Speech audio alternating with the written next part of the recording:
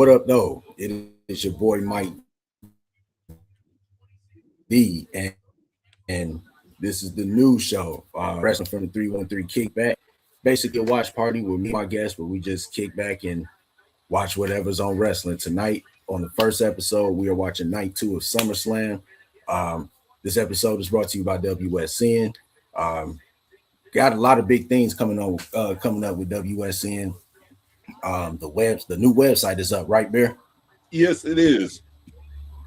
It is. Okay, so it is definitely up, and it's WSN plus plus.tv. Yep, and you spell out plus, not the plus symbol. Got it. And of course, the WSN app is coming up in September. And hey, if you got Apple TV, Roku, Fire Stick, Amazon Fire Stick, make sure you download this app. This app is going to be very game changing in the wrestling industry. I can't wait. I know the rest of us can't wait. My guest today. Let me break this for you, Mike. Oh, we're going on mobile too. Sweet. Yes, I can tell you the mobile is off the chain. It is going to slap so many different other streaming services in the face. I can't spoil everything, but we still got some nice surprises coming up. Instead of saying somebody call your mama, it's going to be somebody slap your mama. And if y'all already don't know, my guests, they've been on Wrestling from the 313 plenty of times.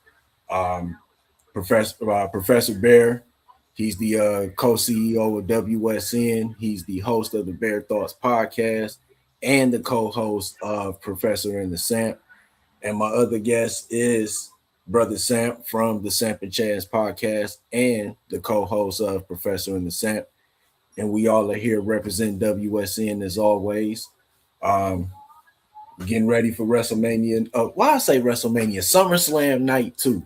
SummerSlam Night 2. And we talked a little bit behind the scenes about Night 1. I'll just go ahead and say, like you said, it's the prelims to Night 2, you know.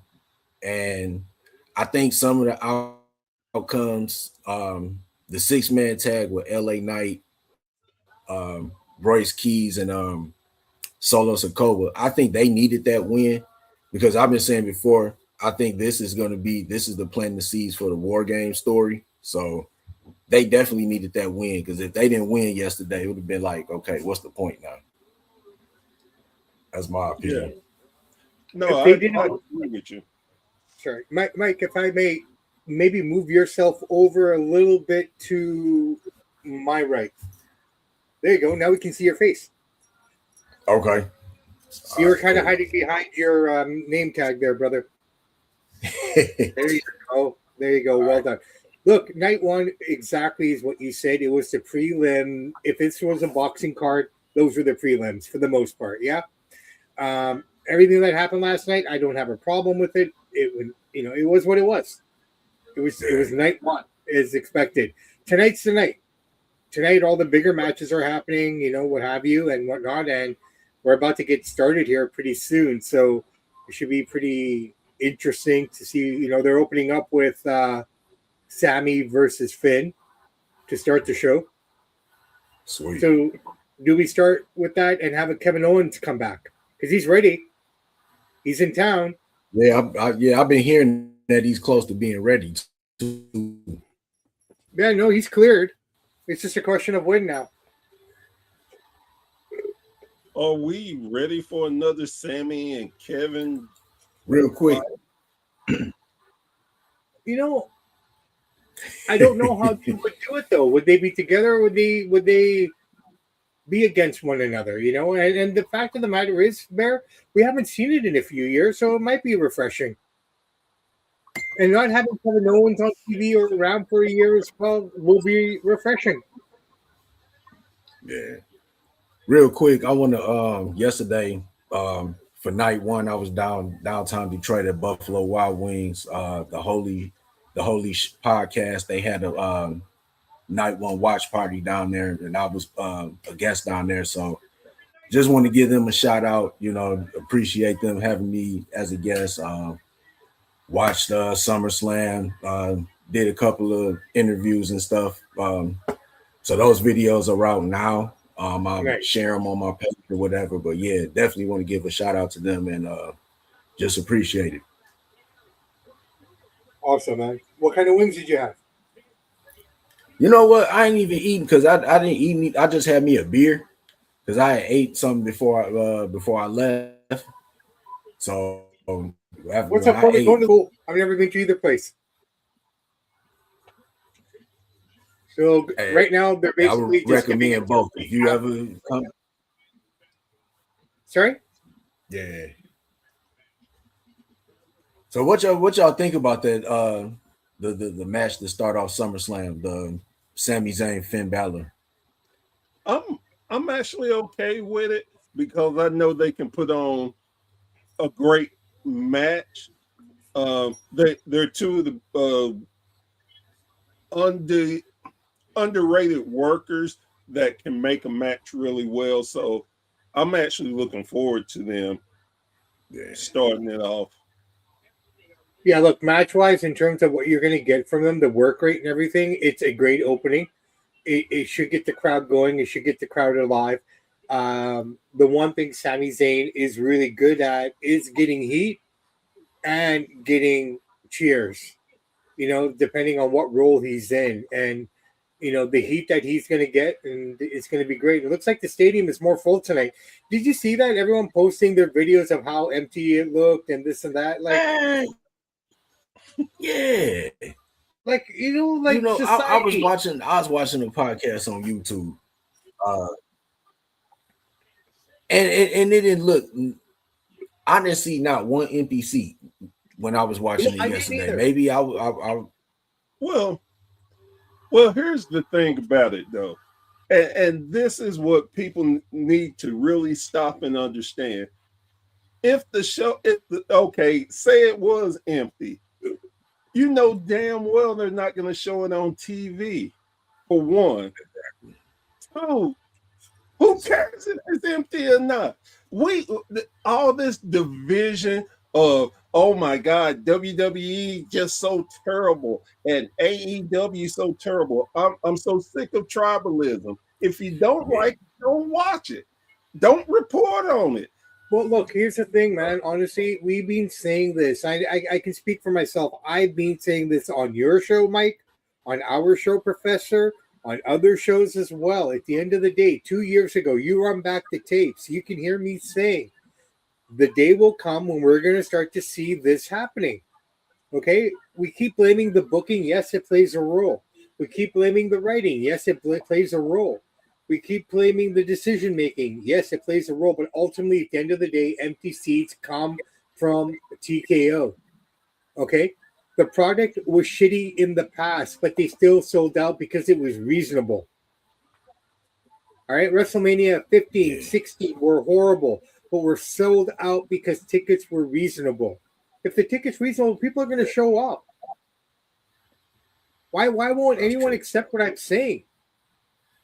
No, it's not. I get that. Not you guys. You know what I'm saying in general. Yeah.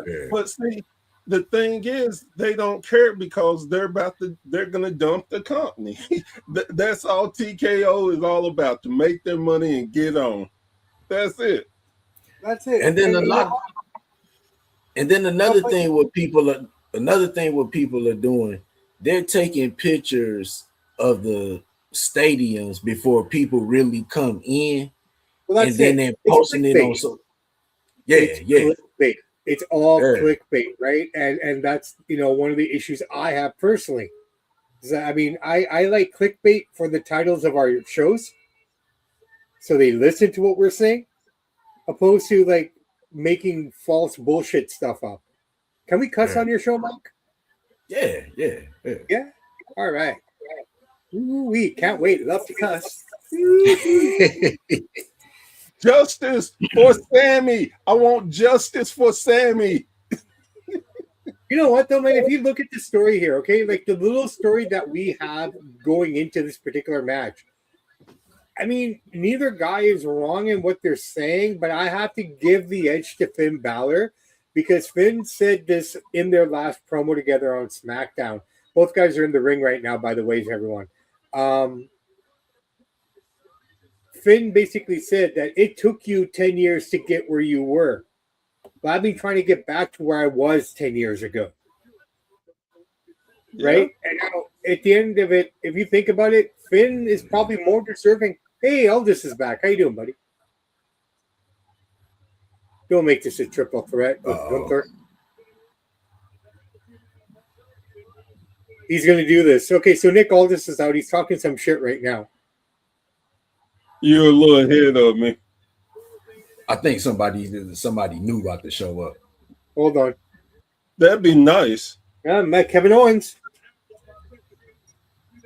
I hope it's not Gunther, but most likely it's Gunther. But what if it's Kevin? Nah, I say it wouldn't be Gunther. It's Gunther. Oh. It is Gunther. Here we go. Wow. Look, you know what? Storyline-wise, Gunther versus Punk makes the most sense. Yeah. You know, right or wrong, Professor, as a storyline, would you agree or disagree? Out of all three guys, it makes perfect sense because Gunther has been screwed out of his shot. Sammy's gotten screwed out of his shot, and Finn won the number one contenders four-way. So I get it. But I think again, if I'm looking at long-term story telling, hey, what's going on? Mike D is the truth. Shout out to wrestling from the 313. Well, I don't know, man. Sometimes he tells a fib here and there. No, Mike is the truth. Shout out to the Motown Roller Club. So this actually works out so good because now Sammy's going to have something else to legitimately complain about. Yeah. But this is the character that he is, and this is where he's going to be. If I'm booking this long-term, Gunther wins to get into a nice little feud with Punk, which will go 3 or 4 matches over 2 to 3 months. Oh, it's a 4-way. Oh, here comes Kevin Owens. It's turning into a fatal 4-way. You know who this really sucks for? It's Finn. Like I said, I like this because this is going to keep Sammy hot. It's got to be Kevin Owens. No. Yep, I called it. Yep. It's Kevin. KO, baby. Woo! About time. Woo! I'm so happy. Let's go. And here's the best part, man. People are going to complain that he's still not in shape. He got that salt and pepper beard now. Want to be like me? Been gone for a long time, guys. The look on Sammy's face, though, is priceless. Oh, look, she's all emotionally charged. And this is why I said Night 2 is the main event. Yeah, yup.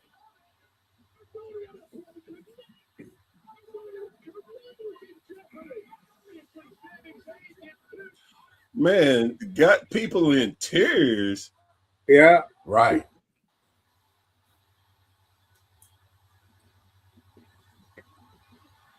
Yeah, I might be going on a limb here when I say this. When you look at Kevin Owens, I might be going on a limb here when I say this, but when you look at Kevin Owens, one can arguably say he is the generation's kind of, the closest thing to a Stone Cold.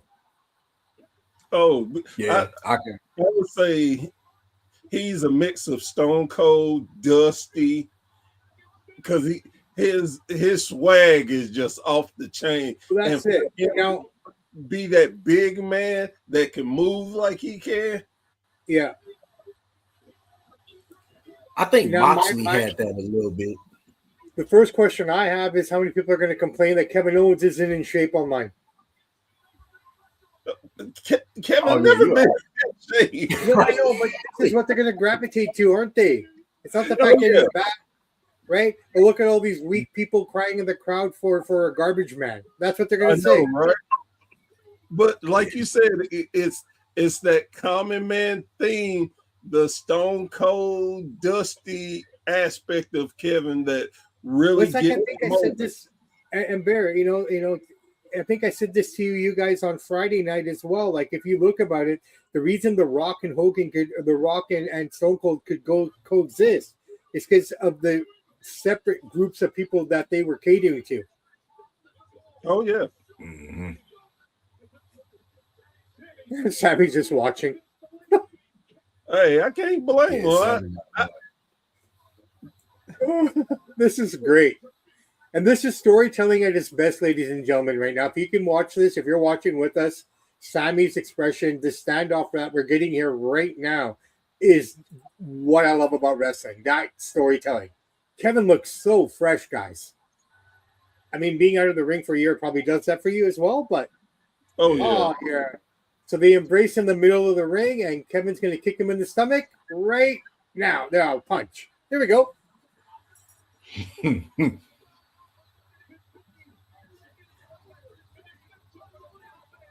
I still take Gunther wins.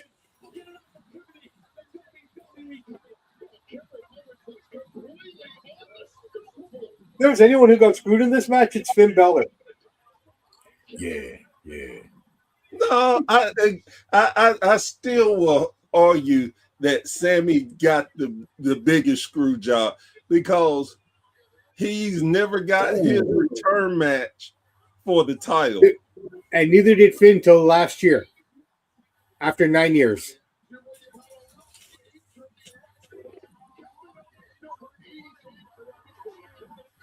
Kevin looks good, man. Man, they need to just go here. You said Kevin Owens? Yeah. He's moving well, considering everything. You know, Barry, you said he's a combination of Stone Cold and Dusty. You got to throw Bam Bam in there, too. Oh, yeah.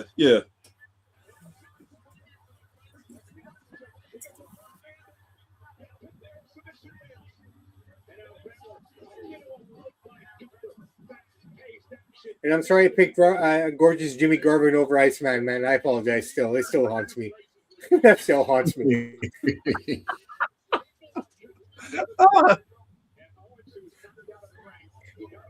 So, Mike, on Friday night, Bear reached out to me and he says, "Hey, listen, can you come on and join on the show?" I'm like, "Yeah, no problem." I didn't know what the show was until I read the description as I was clicking join the show. Uh-huh. My knowledge on WCCW was really tested that night, man. Ooh. I hope I did okay, Bear. No, you like always, man. You always represent, and I wouldn't have called you up if I didn't think you couldn't represent. No, man, I did my best. I'm looking at the bracket, like, who the fuck is this? Let's be honest, man. I mean, but it all started coming back. Like, it just started clicking. Man, those guys, although they're good, man. They are real cool. They do such a great job in this tournament. Has been amazing. And this Friday they're gonna have the finals. So, Mike, what it is, they took I think it was 8 different companies, and they're having their world champions see who's the greatest of each company. Then this Friday, all 8 companies are going to face to see who's the greatest champion of all time. All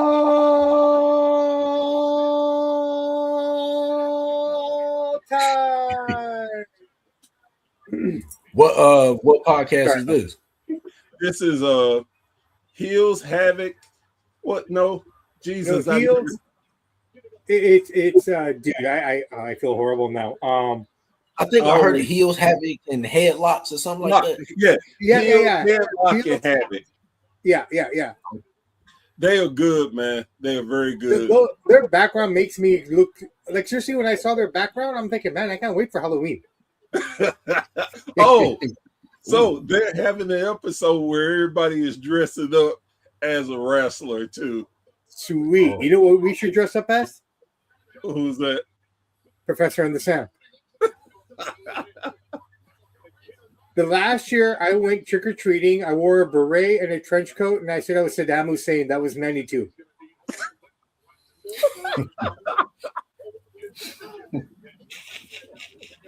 Yeah, I did that. Oh. All right, so typical for a 4-4-away match. Everything's going everywhere. For a little bit here, we've had Sammy and Finn kind of going back and forth, sling blade this, kick this. It is what it is. We got Gunther and KO out of the ring right now, and Sammy and Finn are working. Finn letting everyone know about his neck and how bad it is. Sammy's got him up on the top rope right now, positioning him. What you gonna go for here, boys? Super suplex. Oh, punch to the gut by Finn. And another. Ooh. And a punch to the head. A punch to the face. Sammy goes down onto the mat, onto his back. But here comes Kevin Owens running up. Oh, wait, nope. That didn't last very long. Well, so much for friendship as Big KO gets up to the top rope. Crowd standing up. Macho Man in the background behind green shirt guy. And he ran. Oh, no, he doesn't hit it. Ooh. The surgically repaired neck, ladies and gentlemen. Here's my impression of the lawyer from My Cousin Vinny. The surgically repaired neck. You guys have seen My Cousin Vinny, right? Yep. There you go. That white guy lower.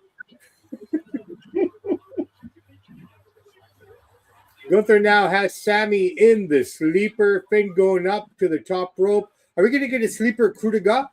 Yes, we are. Probably. Nice. Yep. Finn for the pin. 1, 2. But Gunther says no. In his beautiful Austrian themed shorts, ladies and gentlemen. If you look real close, it don't even look like Gunther touched them to stop the pin. It looked like he just landed on the mat. No, he got him on the side. In the replay, he got him on the side. Okay. See what you want to see from WWE? They will never show that angle like AEW does, okay? Of the chair shot to Christian. Oh, man, that was horrible. Right, but WWE would never do that. They would not even put the replay on. Every blue moon something sneaks through, but not often. Not often, no.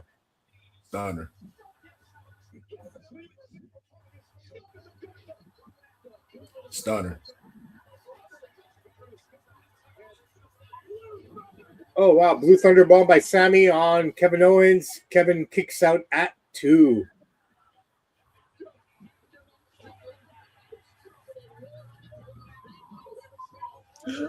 Boom. I got to say, though, I do love the backdrop that they've done for SummerSlam. I told somebody yesterday, no matter how I feel about WWE and their storylines, how they treat people, whatever, nobody, and I mean nobody, has the production value and the setup like WWE. Oh, all right, there you go, ladies and gentlemen. First match is in the book. Kevin Owens wins. Is the number I like one it. contender. Look, it's fresh. It's fresh. Yeah. Punk and Owens. Why not? I'll take it. Oh, those are gonna be some good promos. They're gonna be those fun. are gonna be some good. Yeah. All right, you guys wanted to see something new? IWC. Here we go. But now everyone's going to complain. Oh, you got old man Punk against the washed up Kevin Owens. Mom, can I have some toilet paper, please? Give it 5 hours. They'll be complaining. 5 hours, man. Go to X right now. Look, I'm going to be the first one to start off. Fuck Punk. Let me start it. That's why I won't be. Anytime I see a promo, I just change the TV. I'm over him. Hey, dude, I still enjoy the character. I'm still gonna watch. And this is great. Like I said, this is just gonna make Sammy's bitching that much worse, and I'm here for it. Well, you got Gunther who's going to bitch, you got Sammy who's going to bitch. So now the question is where do those two guys go? And I hope they don't keep putting them into the show, like into the story. Now I'm wondering what's gonna where Finn's gonna go. Super Troopers. You know, where does Finn go from here? I think he just goes back to that obscurity that he was in before, until they can figure out what to do with him. Honestly. That's why I just wish NXT was just like on a higher level. Because it's like these guys that you're not using on Raw and SmackDown, you could put all of them on NXT and do something. Grayson Waller? Huh? Like Grayson Waller? Yeah. Or somebody like. If you haven't seen it, go watch his promo he cut this Tuesday. So much truth. Boy, you talking about I didn't get a chance to see it. I've heard about it, of course. But man, that TNA shot, I would be hot buttered too off of that. Yeah, he called it out, but he called out the men's division. Yeah. Right? If you think about it, the NXT men are so lacking right now. I'm sorry. I don't mean that in a bad way. Based on what we've been given over the last 10 years when it comes to the men's division, this is probably the lowest point that it looks at. If you look at all the call-ups that came up after WrestleMania, okay? Fatal Influence, the women call-ups are killing it on the main roster. And it's been like that for like the men it's been like that for like the last 2 years. Right. You look at Fatal Influence last night. Look at those 3 girls. Those are 3 girls you do not expect to have a sniff of the main roster. And if they do, they're enhancement talent at best, man. Like that JC Jane and Trick Williams are the best 2 things that happened to NXT. Well, I mean, yes. But I will argue this too. That's why the men's division is lacking, because they pulled up the best thing that was happening down in NXT. Oba, you pulled up Trick, and they didn't. Again, just like I always complain, holler. It depends on how you want to put it, but when you don't make sure your mid card is strong, your top division won't be strong. And if you forget that mid card, as soon as something happens with your top, either get hurt, call up, or whatever it may be, then you're expecting your mid card to step up when you didn't do anything for them to be ready to step up. And I completely agree. And you know what, though? If we look at the 2 main roster shows right now, I think SmackDown, even all the heat that it's getting with its ratings, are doing a better job of bringing up that middle card than Rise. And honestly, they usually do. This is what they usually do. Like when I watch SmackDown, Raw has like 3, maybe 4 guys that always are top level people. Then the mid card just falls completely asleep. Then if you go to SmackDown, yeah, I'm looking at a commercial. You go to SmackDown, then SmackDown always has that mid card bubbling. You like, man, I can see them. I can see them. They need to move them up. Then they start getting hot. What they always do, move them over the Raw and decimates them. Yeah.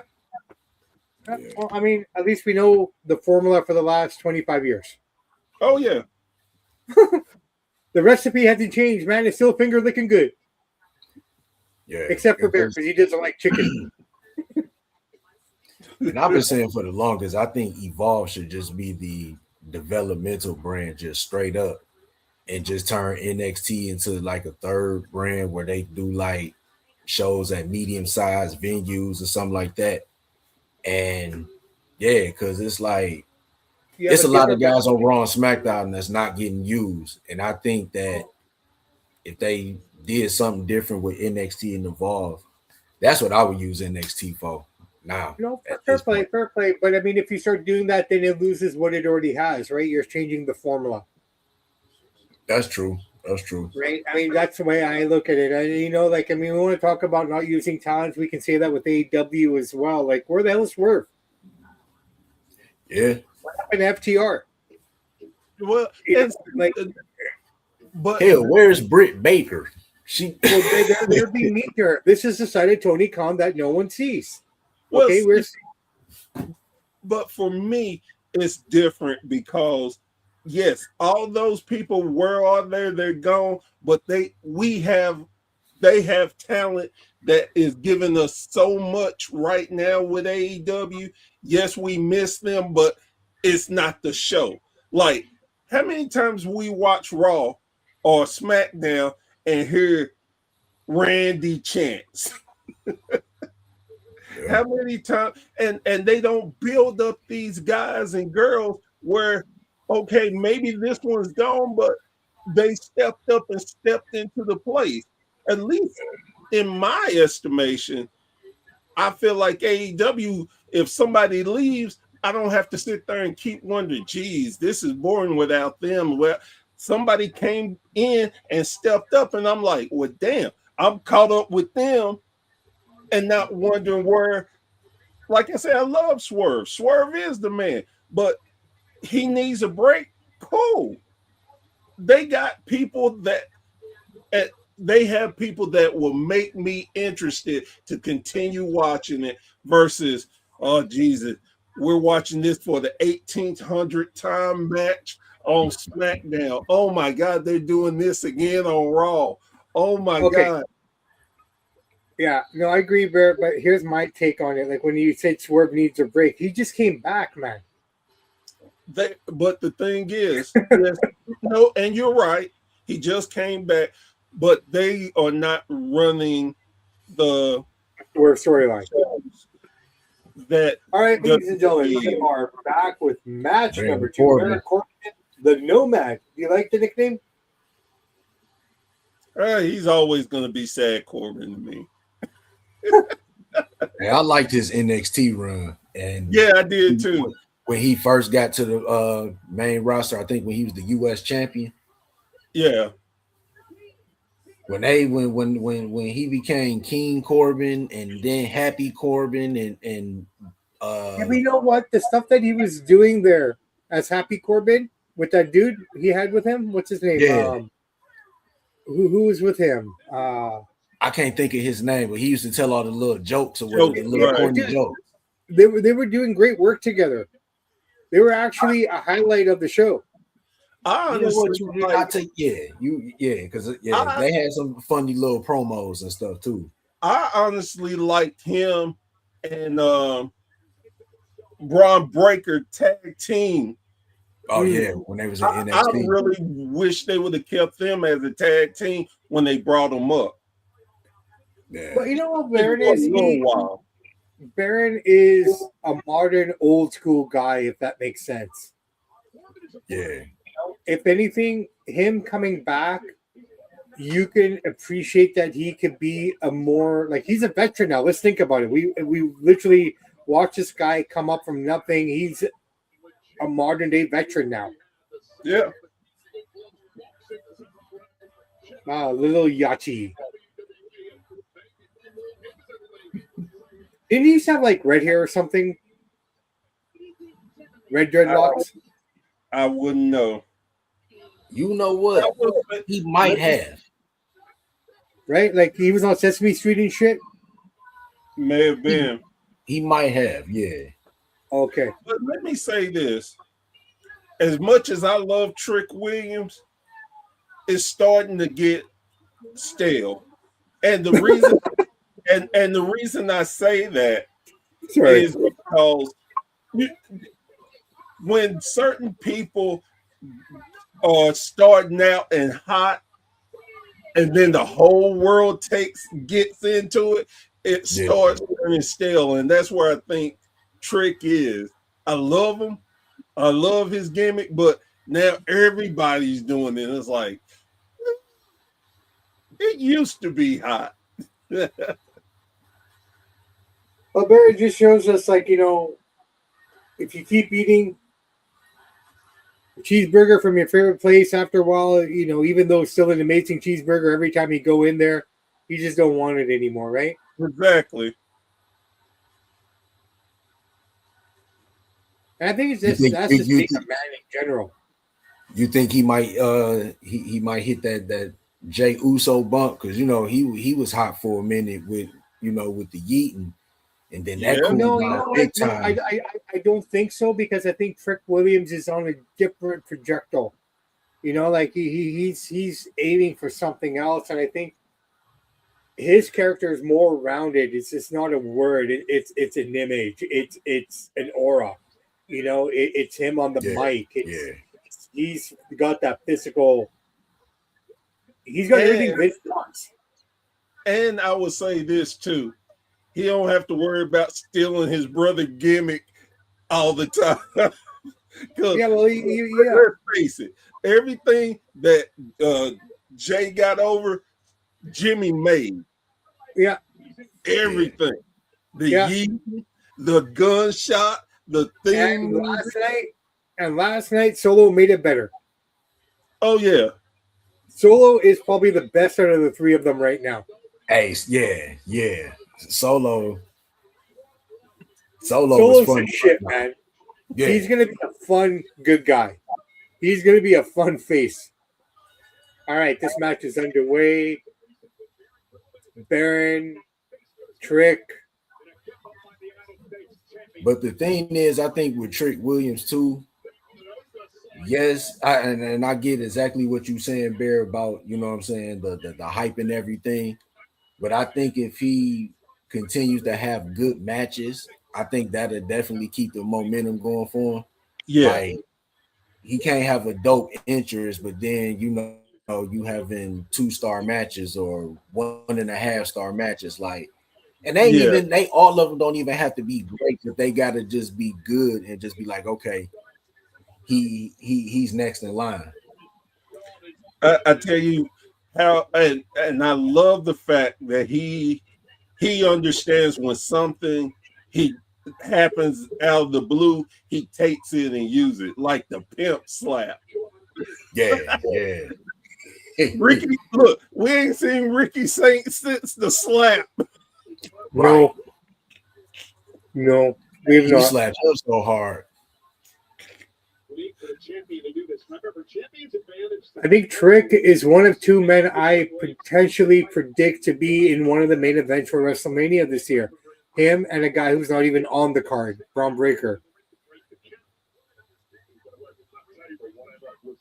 You see those two being in the main event for next year? Yeah, one of these two guys will be. One of these two guys will be. Trick. I could see possibly Trick. Trick and Gunther. Night one. Oh.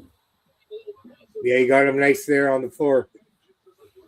It's just with Braun Breaker, man. It's just I really don't think they know what to do with him right now. And if you watch, they know what to do. They need to break him away from those other guys and let him run free. That's true. He needs a single run. He can't be in a group.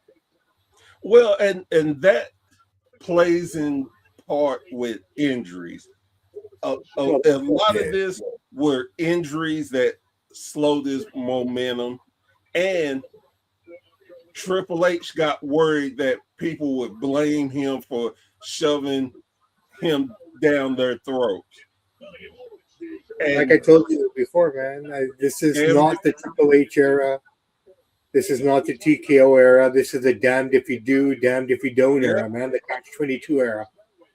Because honestly, if you kept Braun on that trajectory that he was going, you possibly could have set up a Braun versus Oba match before Mania, before Oba got hit, get his shot for the title, because we all know he's going up against Roman at Mania.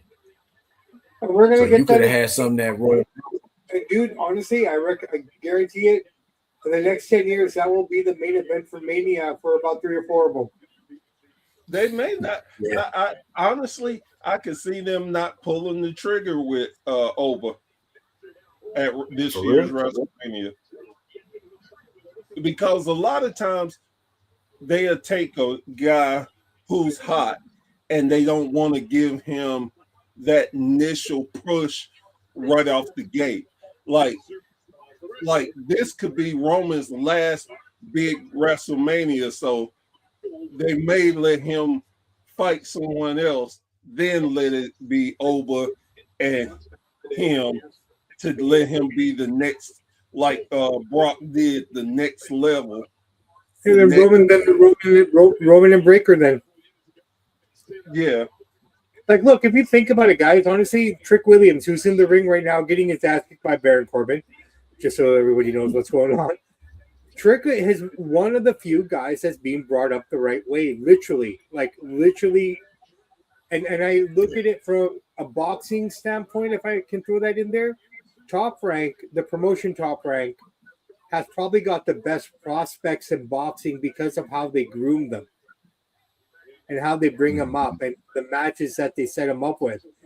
They seasoned Trick and they seasoned JC Jane the same way. Those two could have come up a long time ago. They could have come up with Brock and Oba when they came up.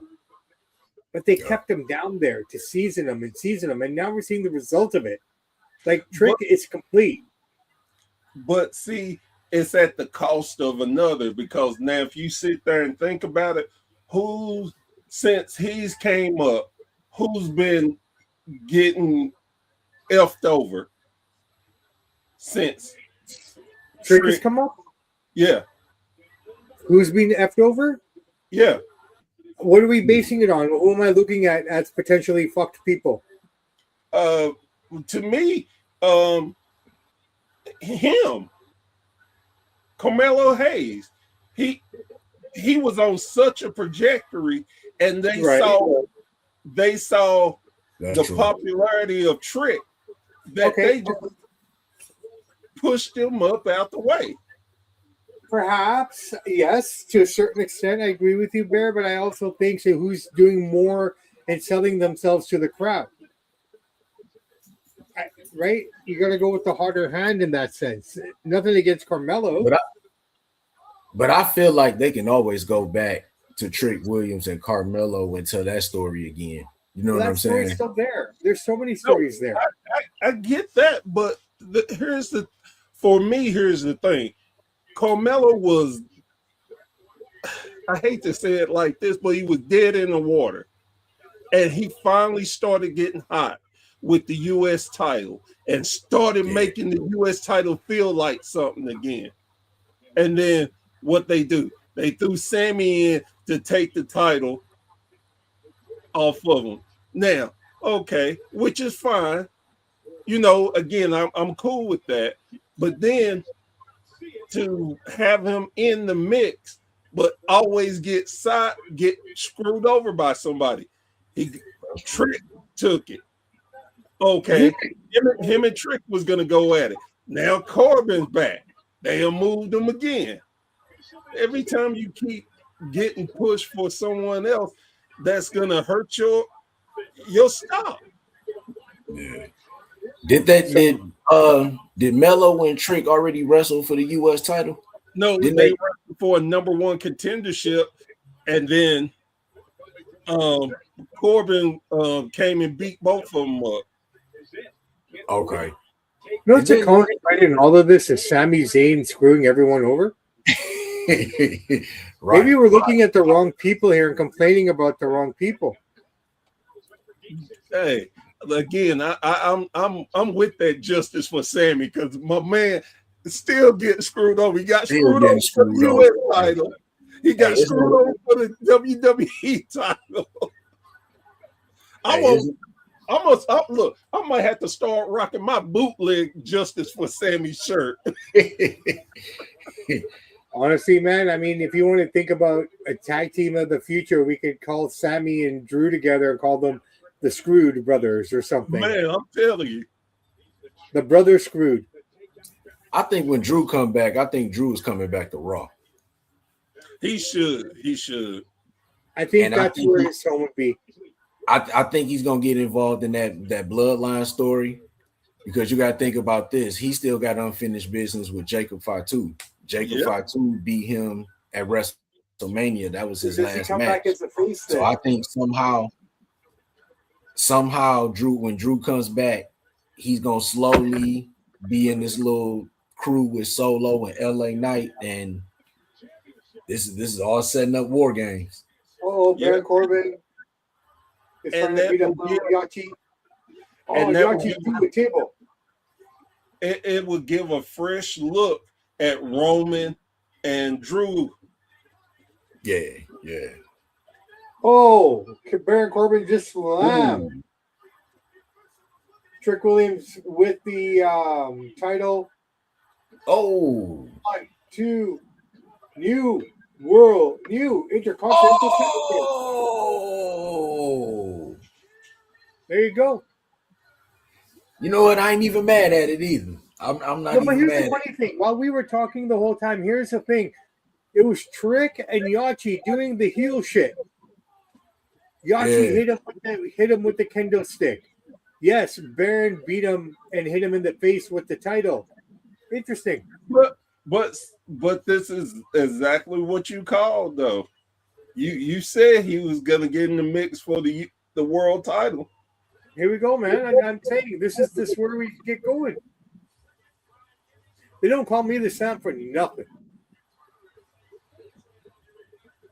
Well, something, but I don't know. Well, you know what the best part of this is? They're going to take that fur off the belt now, I hope. I know that's right. That was garbage.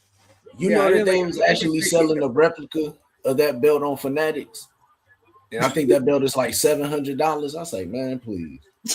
I know that's what you're saying, man, please, but I know you ordered him, Mike. Nah. Yeah. And you're going to wear it naked. Yeah, so you right. can feel the furriness. Ladies and gentlemen, he didn't say no, so I know I'm right.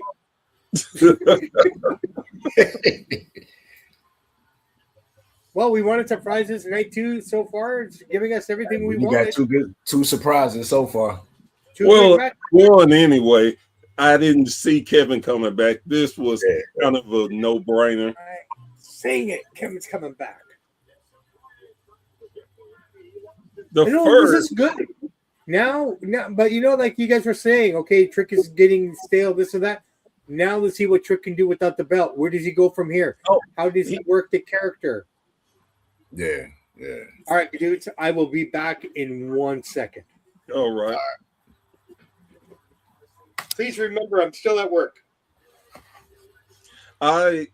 Hopefully they'd let Carmelo get that title back and give him a little better justice. Yeah.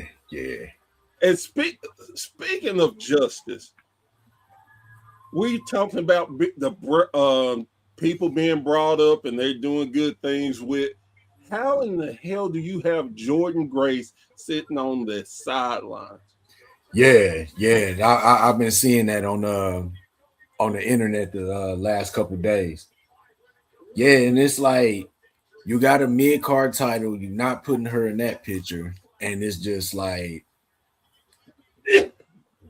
so you already know she gonna be when they do them cuts. It's a possibility she gonna be on that list. And Elio Dragunov, how do you have him just sitting? Is he injured? No. He's back now. That's crazy.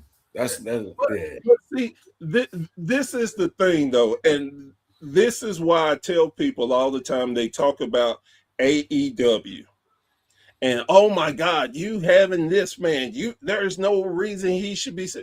WWE does the same thing. All these. Do I sound like that? Say again. Do I sound like that, Bear? I thought I would be more of like, oh, what were they? It's not just you, and it's not. I mean, we all do it because we have certain people. We have certain people we like, and we really expect them to do so much, and when they don't, and we think a company is misusing them, we go into this.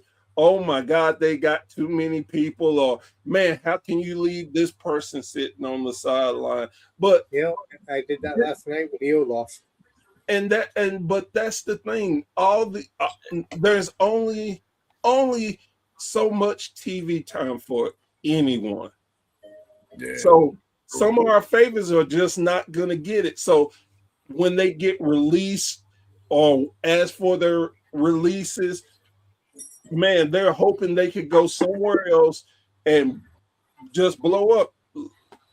Some are lucky they can do it. Tony Storm, John Moxley, exactly. Swerve Strickland. Yeah, they are lucky where they were able to have AEW. They get their character arc and everything, and bam. Then there's some who just, I mean, they're good. It's just they don't have enough TV time. Yeah. And again, now, for me, the major thing is we need to stop being so damn biased towards one company or the other, and just look at it as this is the wrestling business. That everybody is not going to get that shot, and like Samp said a lot too. Sometimes they do give it to you. It's what you can do with it. And if you can't, because look, nobody in the world would have thought Tony Storm would have got as big as she's got.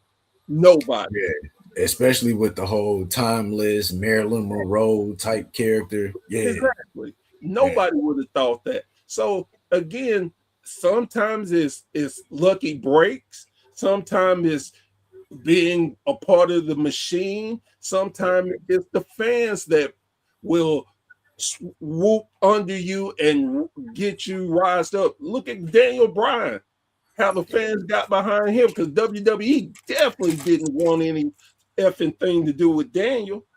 Yeah, that's true. So it's true. We that's why I always say we, because I get caught up into it too. We're just human. So I love Samoa Joe. Samoa Joe is one of my favorite wrestlers. But the second title reign didn't do shit for me. Yeah, because he wasn't even the champion that long, was he? But it's like, man, that just didn't feel right. But again, sometimes you got to throw stuff at the wall, see if it sticks, roll with it. Oh, it don't? Okay, we got to pivot. It's like that thing we had when we were kids, Bear. Remember, you could buy the little octopus, and if you threw it at the wall, right? That's what wrestlers are, man. They're like those little fucking octopuses, or that little man with the parachute that you throw up in the air and you hope for the best. Oh yeah, you talking about that little gummy sticky octopus thing? Yeah. You throw that shit to the wall. That's what wrestlers are, man. Some stick, some don't. All right, we are back from commercial break. Man, I have a question for you guys. I have a bag of potato chips here, okay? Lay's, salt and vinegar. Something caught my eye. Made with real potatoes. Well, if they're not potatoes, then what are they? So you going too deep. That's too deep. I don't want to stop eating. If I try to figure out what the hell I'm eating. So no, thank you. Right. For a minute there, I thought Joe Monroe was in the back there.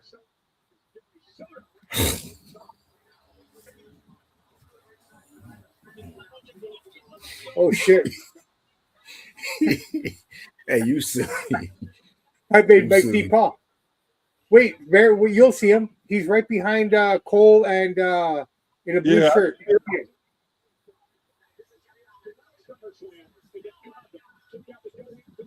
Ooh, Cosmo, in Los Angeles. Wow.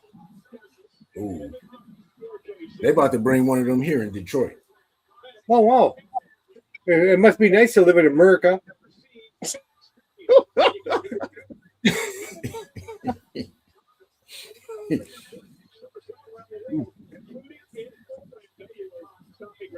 Hey, my people.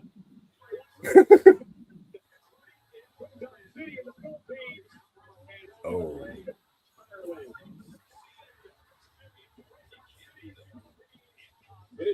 All right, here we go. Did you guys know that Chelsea Green was the woman that Daniel Bryan was fooling around with? In the What? story? Yeah, remember when Bree was going, she was Daniel Bryan's occupational therapist, Oh yeah. I forgot about that. and Stephanie brought her out and said that I had an affair with Daniel Bryan. Yeah. And her name was Maria then. And I think, Bear, you brought this up on our show. Is there a reason a champion needs to be in a championship match?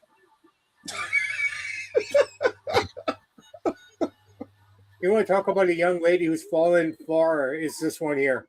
Even with the U.S. title, she doesn't have that same mystique. She needs to be a bad guy. She's legitimately a bad guy. Yeah, she always been. And you know what? Yeah. If we're gonna talk about who's the next one of that, if we're using Charlotte Flair, this is the next Charlotte Flair. In terms of in terms of heel, Charlotte is a face, doesn't work. It's almost too. It's kind of like when you see Charlotte. When you see Charlotte as a baby face, it's kind of like when Ric Flair was a baby face in WCW. It's like, huh? Yeah, it didn't work. And it worked for a couple weeks. And he was tagging with Sting, and then eventually he end up turning on Sting and going back with the Horsemen or something. Like, right. Yeah. Some people, I don't care what you do with them. They are either naturally heel or naturally face. Yeah. It's like when Ray was a heel in WCW, that shit just didn't work. Guys, how can they wear these kind of gears and nothing pop out? Like, what kind of tape are they using? No, a lot of times. Tape. A lot of times they do have those. Double-sided? They be having those. Oh, she doing the Prince tribute. Yeah. They be having the issues. But I guarantee you, I bet that glue on that wig won't move. You know what I would love to see, guys? What they actually look like without all the hair. Like, what's their natural hair? They have it 9 times out of 10. Okay. So what you guys would, what do you guys think? What would be Jade's real hair? What is she actually working with? She got hers cornrowed. Probably, yeah. It's probably a nice, decent length, but it's probably cornrowed or probably like in some type of. So she has no silver hair in general. No, she probably does have it silver. Oh, okay. Okay, so here comes the girl that I want to see win, not just because she's Canadian and my part of Canada, but Chelsea Green. She would be awesome. Yeah, she ain't gonna do it though. Okay, so what are you guys predicting here? It got to be, for me, it got to be a heel. So it definitely ain't gonna be Chelsea. I can see Charlotte. Unfortunately, I can see Charlotte doing it again. Yeah, I say Charlotte or Jade. The only reason why I won't say Jade is because she just had it, and it was a terrible run for me. All right, well, I'll tell you what. And people, and this is why I say it was terrible. It wasn't Jay's fault. It was terrible. It was WWE's for not. Look, you will never be a good champion if you don't have good contenders. Yeah. Okay, so walking down the aisle right now is Lash Legend, and I'm picking Lash to win. But here's my question: how could you play basketball? Hey, she used to ball. I seen Jay Cargill used to play basketball too. Yeah, but she's got the physique that looks like she plays basketball. Yeah, she was a beast. I think she was I want to say probably like a power forward. And let me say this. She's huge, man. She looks like, do you have this match and don't have Julia in it? Yeah. Well, she lost to her. Yeah, my point though. Look how far she done fell.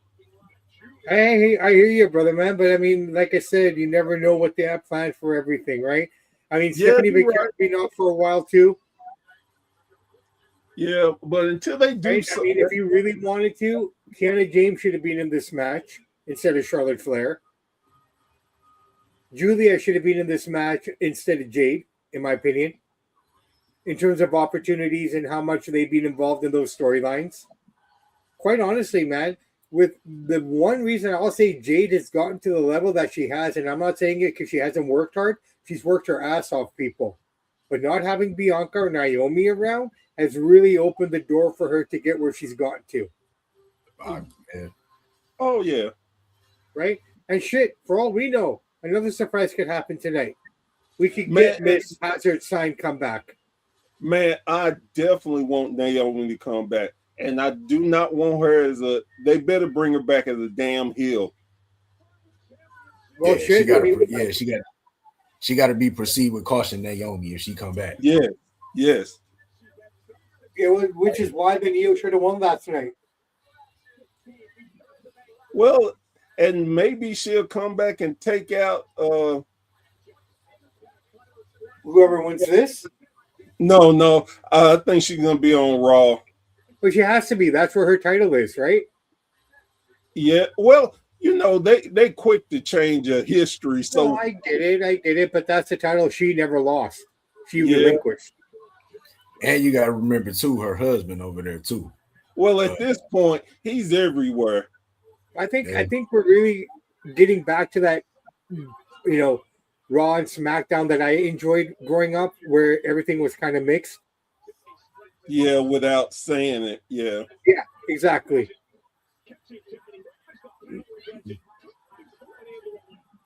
And let me say this about Charlotte. Please tell us. I love Charlotte as a wrestler. You know, she's great. She's natural and all that. But I'm about sick of her in her midlife crisis where she wearing too big of clothes. Damn. And everything. I'm sick of it.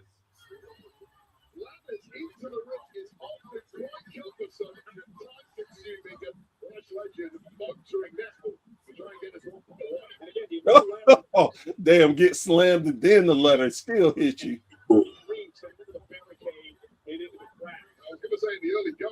No, I mean, Chelsea, the two that deserve to be in here the most are Chelsea and Lash, if we're bringing up the younger girls. I think, again, Julia should have been in here. Yes, Professor Bear. I think that all the mid-card girls should have been in this match. Yeah, give them a chance because everybody knows. I mean, this is whoever wins this, it doesn't matter because as soon as Rhea comes back, she's gonna be champion again. No, and that's fine, but it gives you the opportunity to see what the girl can do with that while they wait, right? And build it up. Exactly. Do y'all think that they need to have matches in the pre-shows again? No, not necessarily. I'm okay with it. Me personally, I'm fine with it because they just, you know. I think it wouldn't hurt because they have so many wrestlers that are just sitting, not doing anything. And then it's just like you said too, Bear. Tiffany Stratton, the U.S. champion, in a women's title ladder match, she could have defended the U.S. championship on the pre-show. You know what I'm saying? You got so many titles, man. Like you, at the same time, guys, we're not selling pay-per-views anymore. That whole concept of having matches on the pre-show was to sell the pay-per-view. Yeah. Now ESPN showing the first hour of the pay-per-view is basically them saying buy the network. But I heard that they was about to WWE was gonna stop doing that because they felt like when they did that was giving away the first hour that it was hurting they numbers as far as like subscriptions and stuff. Which is why we didn't get it for SummerSlam. Yeah. Right? So instead of that, we get the stupid Triple H interview at the end. Like, you're asking for trouble with that, regardless if he even says anything proper or the right. People still shit on it, man. Like, yeah. Ooh.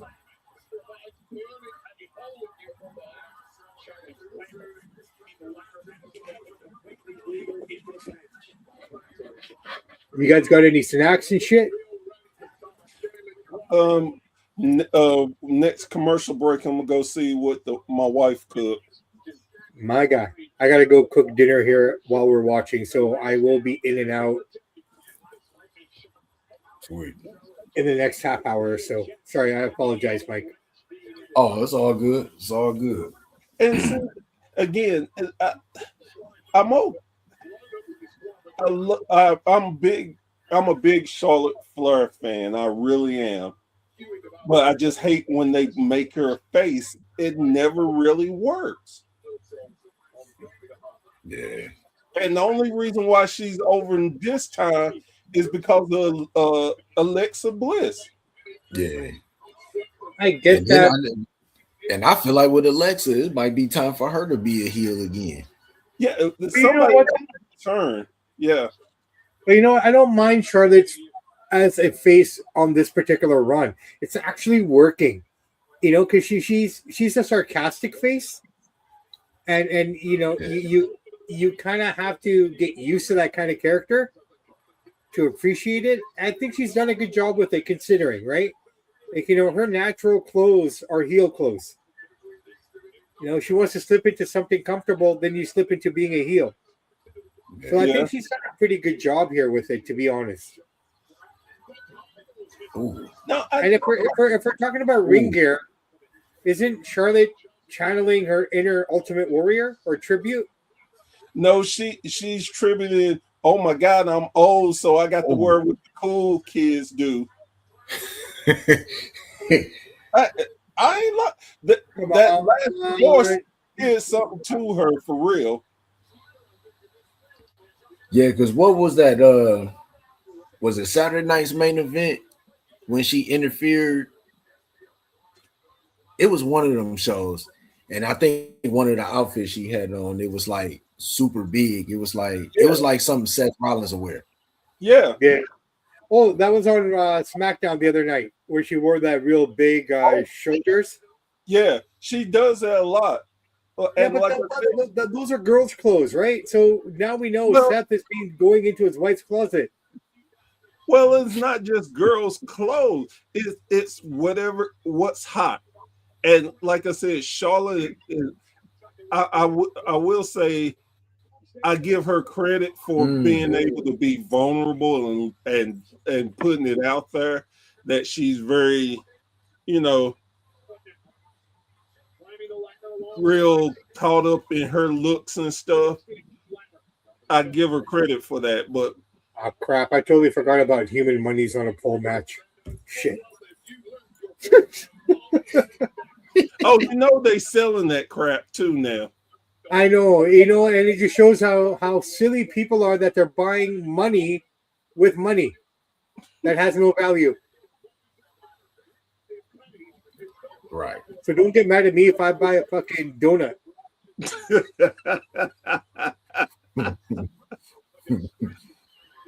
Today I went shopping in the morning, and these people were looking. I was at the pastry section. Most people go to the vegetable section. I go pastry section first, and I'm looking at all the pastries, and they had donuts for $2, like a box of donuts on sale. And lady beside me like, that's a great deal. I go, no. The question is why they have $2? Yeah, that's true. Oh, Lash is all right. ooh. Wow, that's the power, man. Now I will say this, they do a good job of making the women be big. Well, that's it. And and Chelsea does not get enough credit for selling Oh, hell no. or taking big bumps in big spots. So Charlotte's right up there, and here comes Liv. Like, it shouldn't take that long. Why would you grab onto the handles? Why won't you just take the belt off? Because that will end the match, and we got time to waste. We just I can't. appreciate that. So that's like every movie we've ever seen. Like Lord of the Rings is 12 hours long. I could have ended it in 30 seconds. Oh, yeah. And she got to do, look, somebody got to do the edge spot. Yeah. Right. What I want Lash to win?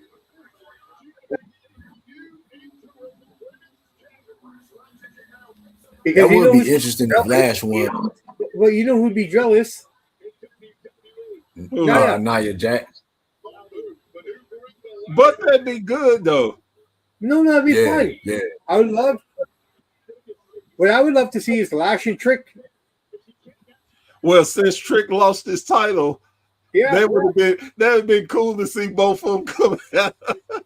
Both of them having lemon pepper steppers on. Right. Both of them with fur belts. Oh my God.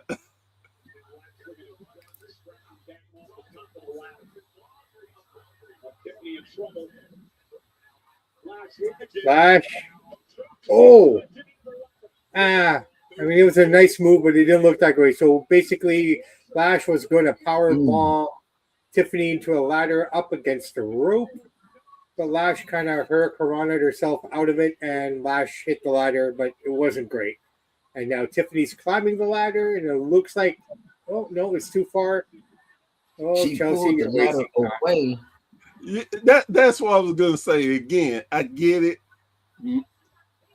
Actually, you know what? This is actually in her favor. You got the dudes. Oh, the girls are down. Come on, Chelsea. Man, if she gonna grab that ladder, do Vancouver proud. I mean, didn't she do this to her? Huh?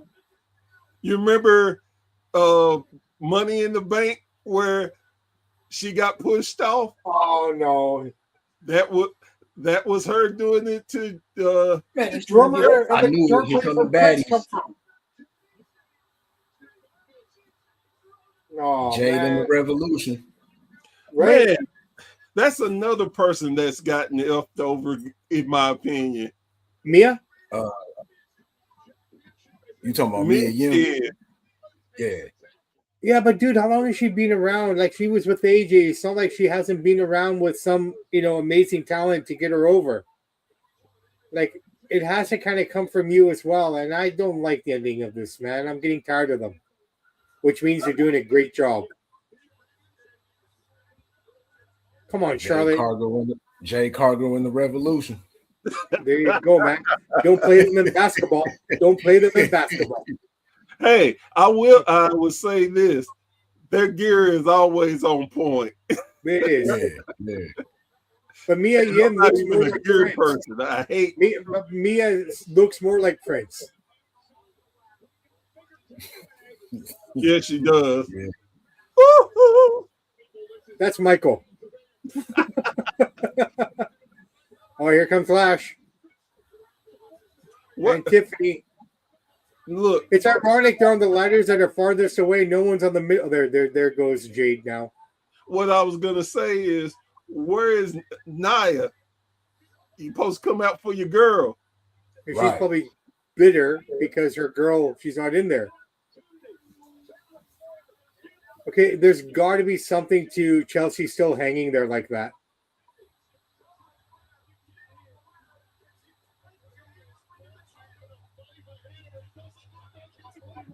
So you just be so fitting right now if Chelsea ran up there and took it?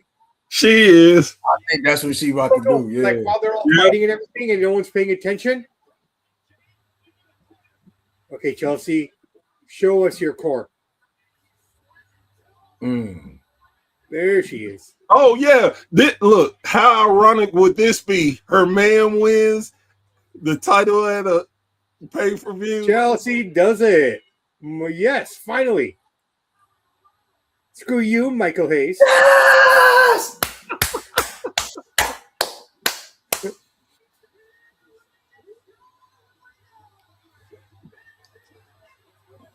They're answering all the right questions today. Let's go. Michael Hayes is somewhere throwing shit. Yeah.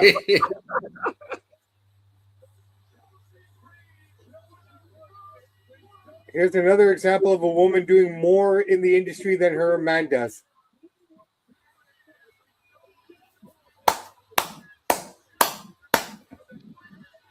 No, good for her, man. Yeah. Okay, I would say this. As much as this whole show I've been giving WWE shit, this was good. Yeah, no, it was good. And honestly, if we think about it, I said it on Samp and Chance, and I said it on our show as well, Professor. This is the match I wasn't looking forward to. It's been the most fun so far. Again, it's that curve when you least expect it. I kind of think, and that's what I've been seeing. It's like a lot of the matches that people been predicting online and saying, "Oh, this is going to happen. This was going to happen." It's been totally the opposite. So far, so good.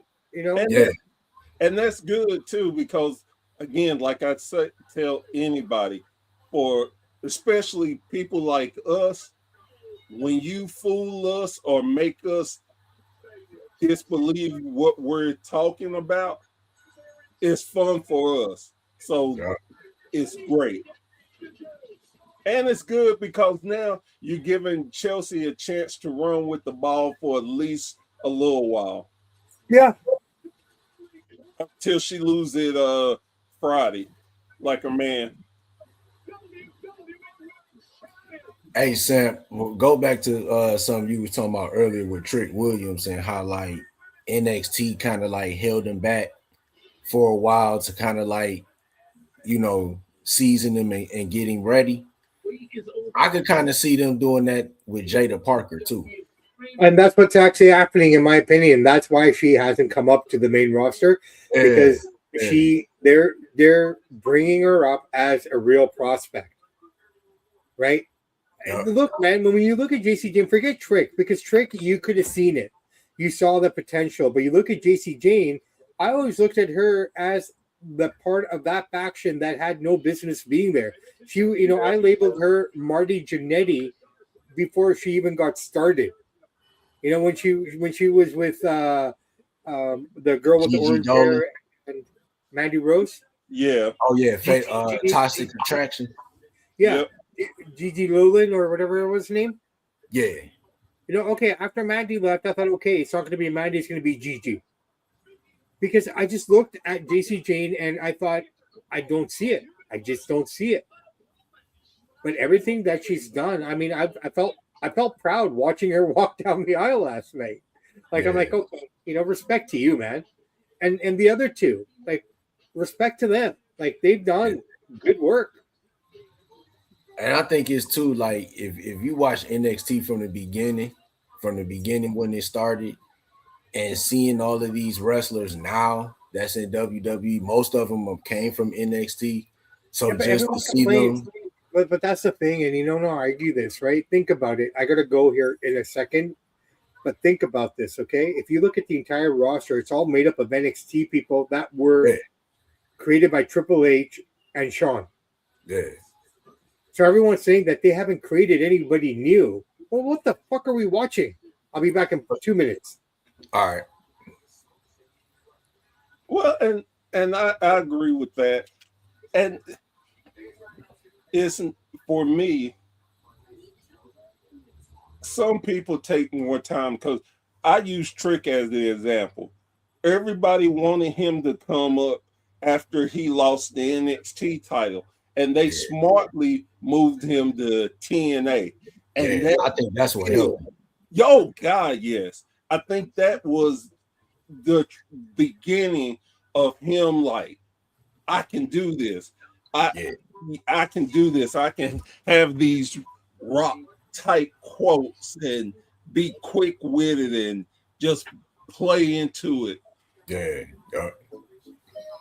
And I think that's one of the things, like when you watch a lot of these wrestlers now, if you watch when they started at NXT and then watching them in like SummerSlam and Mania, it's kind of cool to see because you've seen them when they was on their grind and, you know, just trying to do little stuff like win the NXT championship.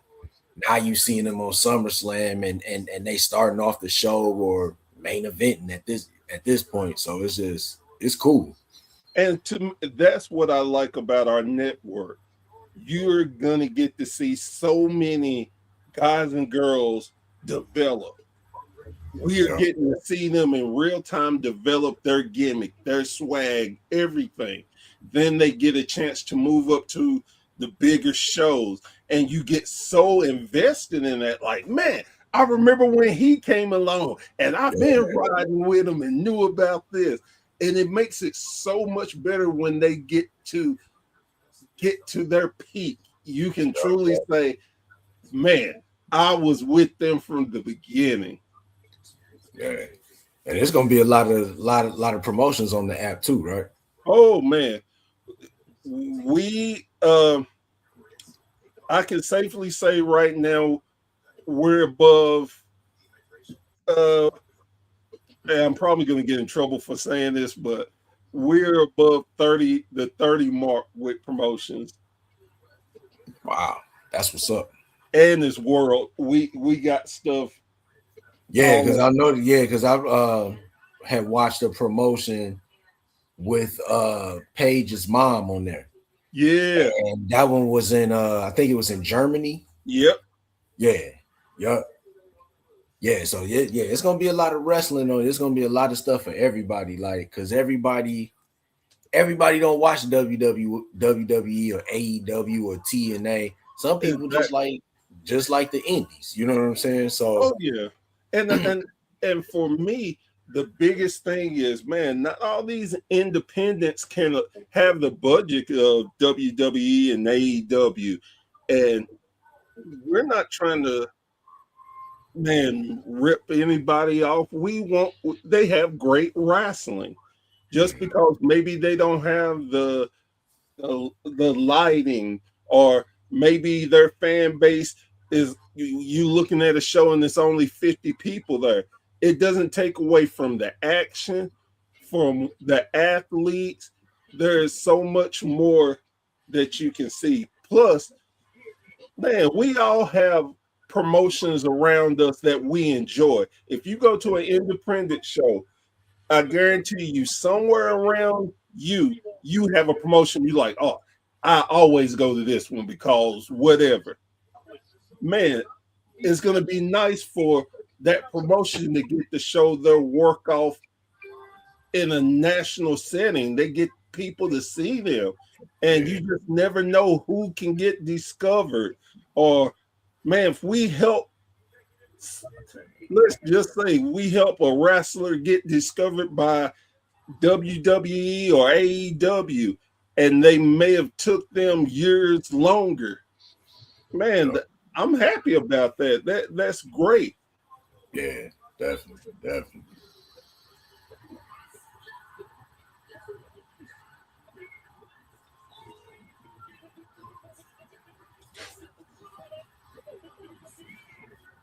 Man, Kevin Owens had people out here crying. Oh, I know, right? That's the type of emotion that, you know, people feel it. Then it's like when you are in your emotions, when you welling up or trying not to. But that's how CM Punk when he came back to when he debuted in AEW. What was that on? What was that show that they used to have? Rampage. Rampage. And they showed that one guy in the crowd, and he was in tears. He was just like, man. But it's just crazy the impact that wrestling have on people, man. You know what I'm saying? I tell people when I get a chance to do interviews and stuff, I tell people this all the time. It's an emotional investment. Yeah. It is something so good that you get to just forget about everything that you have personally going on in your world to be able to think and go into another world and just have so much emotions about it. Yeah.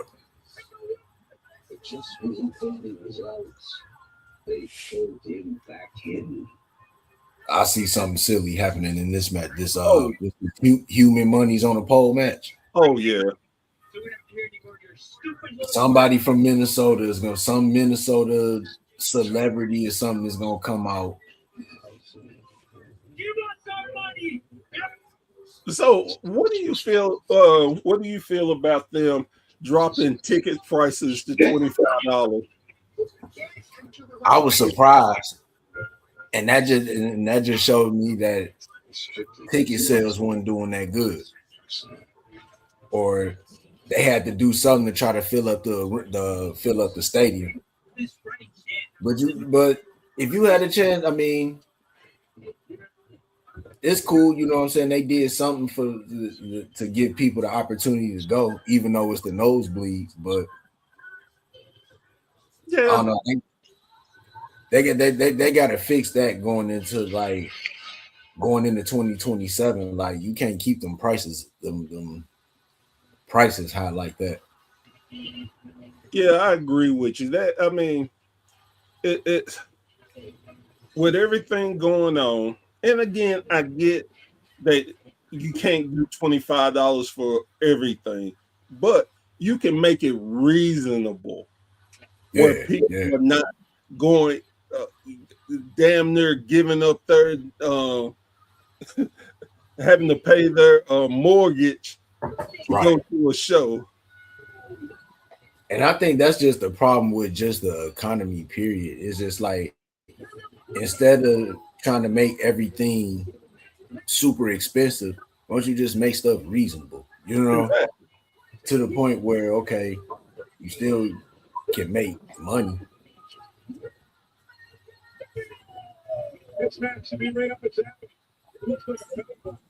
Oh, I did. This is what I wanted to ask y'all. On SmackDown last week, Haku is the manager for the Tongas. You know what I'm saying? We all old school. You know what I'm saying? I remember him from the Islanders or whatever. What y'all think about Haku being a manager? I'm okay.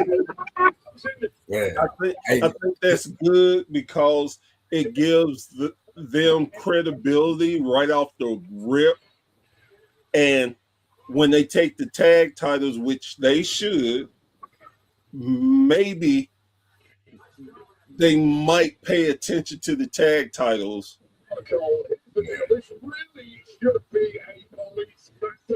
I like it because it separates them from the bloodline completely. They're, being Tongan is completely different than being Samoan. Yeah. Being Polynesian is completely different from those two groups as well. So, it's nice, right? Like, and they're brothers too. They're legit brothers. They fired the one they said was the most terriblest brother. Yeah, because he was in WWE before. He was part of, what was his name, Camacho or something like that. That's it. Yeah, Camacho. Yeah, because he was with Hunico. Was that his name? Yeah, when they rode those little bikes. Yeah. And then Hunico ended up being the new Sin Cara after they released the original one. Yeah.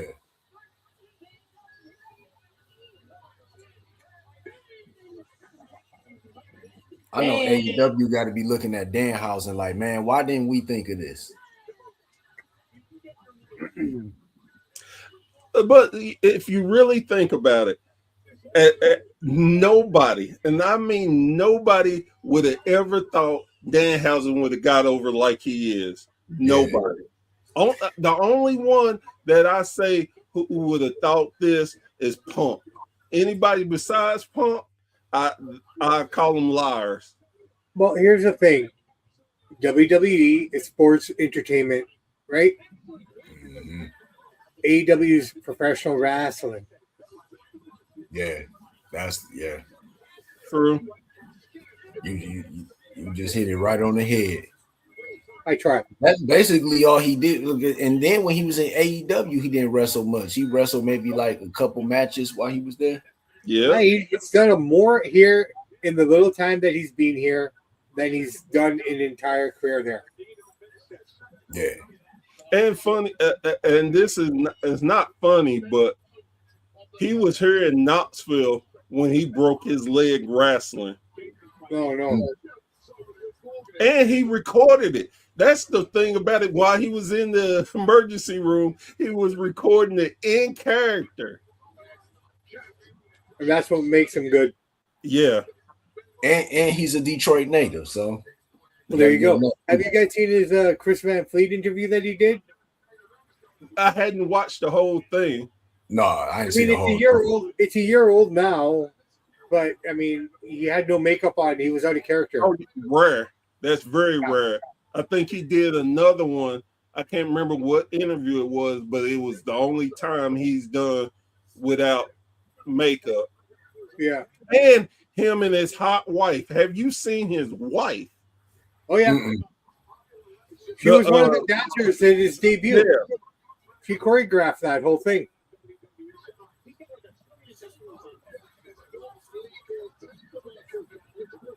There we go. Man, I'm surprised WWE ain't selling little Danhausen boots. Give them time. And look how far Dom has fell. Yeah. Look, I mean, you talk about Nepo babies and stuff like that. I mean, unfortunately, Dom clicks every box when it comes to that. Where he started, where he got his first shot, how it all worked out for him, everything. But people, Dom has worked his ass off. Yep. Yeah. And from where he started to where he is now, the guy is amazing. Honestly, he's a natural for the business. And here we go. Oh, and you know his sister is training now. If she's training too now as well. Yeah. But Dom's done a great job. I don't care what anybody says. Oh yeah. I'll argue Dom all day. But he over there doing this thing over in AAA. Oh yeah. Oh. I guess 4 of them can do some damage, but otherwise they're really unbelievable.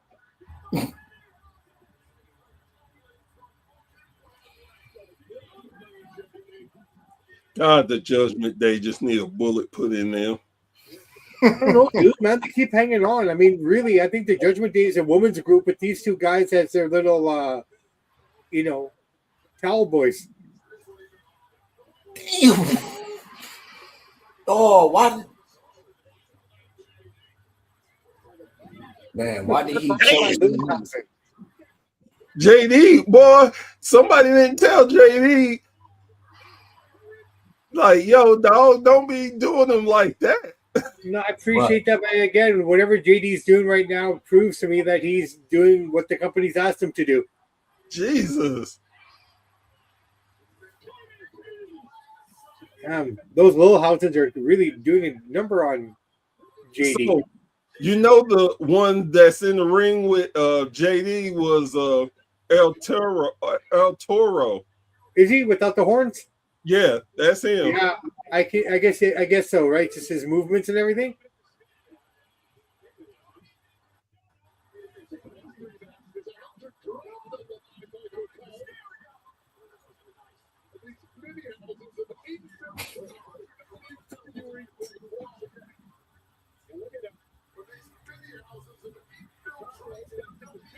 man trying to put his wig back on. And getting stumped. Pulling the Jade. He pulling the Jade Cargill. Right. Oh.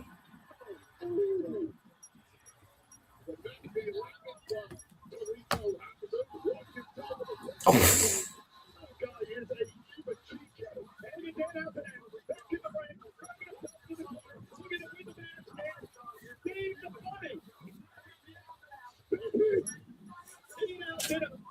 Do you think Danhausen wins and then he does Andre the Giant at WrestleMania 2 against Big Throwing John? the money's out. Or throwing the money out. Yeah. I could see something like that. So I wonder if they ever gonna pay off the big man that Danhausen is supposed to help debut. Maybe it's Big Cass. No, because they already got Cass set up for tomorrow. He comes out tomorrow night. Oh, here's Joe Henry. Oh, that's another one that they don't know what to do with. Yeah. On Raw last week, the segment with Danhausen and everything, the Netflix was pissed off. Ryan Garcia did not from the result that they were hoping for.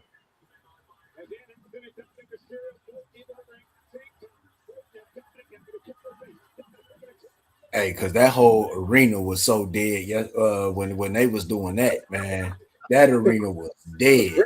And the first 5 minutes was great. I loved it. But then when they brought out the Clipper Girls and Clipper Girls, yeah, and all that shit, that was just too much. I think was another funny thing is the pole is so low. Right. You can stand in the ring and I can stand in the ring and grab it.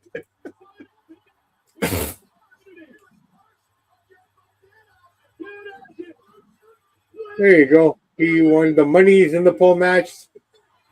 JD, I don't know where he is. And Dom was cursed.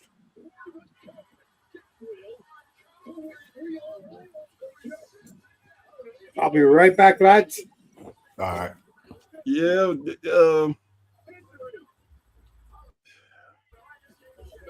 Yeah, that was a nice bathroom break. Yeah, that's this was that match to go hurry up and get your food. Yeah. Get your chicken tenders and fries. Get you a beer. Maybe if the line at the souvenir shop ain't long, get you a shirt or something.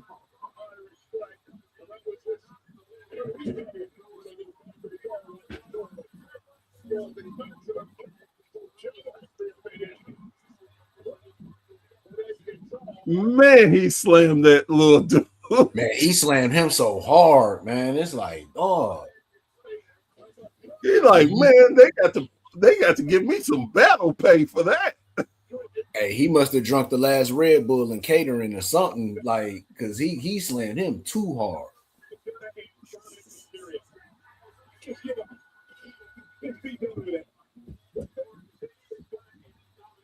Oh, they're still in the ring, huh?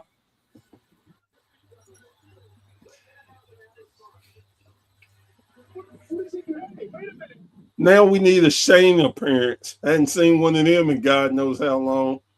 Hey, he's throwing the money.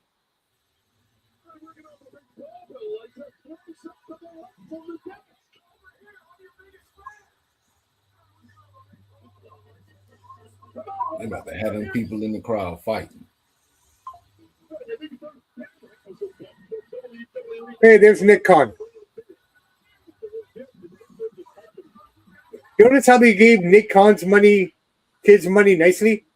Right. Like laid it out there so they didn't have to work for it.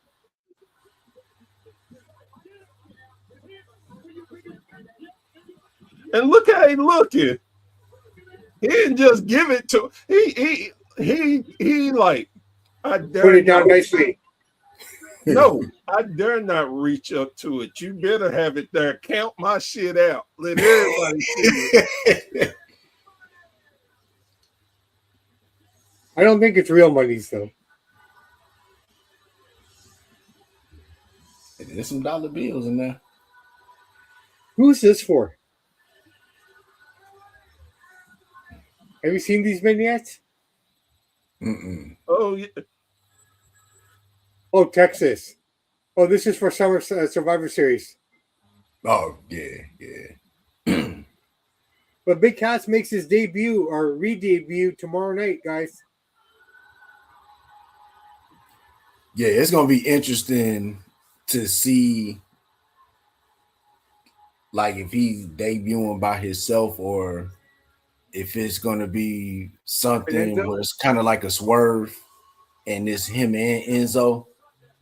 Because remember when they was doing the promos for Brodus Clay when he was and they was trying to push him like he was just this big monster and he was gonna run through WWE. Oh yeah. First match, here come the Funkadactyls and he coming out just shucking and jiving and getting it and stuff. I don't know. Maybe it could be one. What was he doing? What was he doing? He shucking and jiving. Shucking and jiving. Shucking and jiving. Shit, no one says that no more.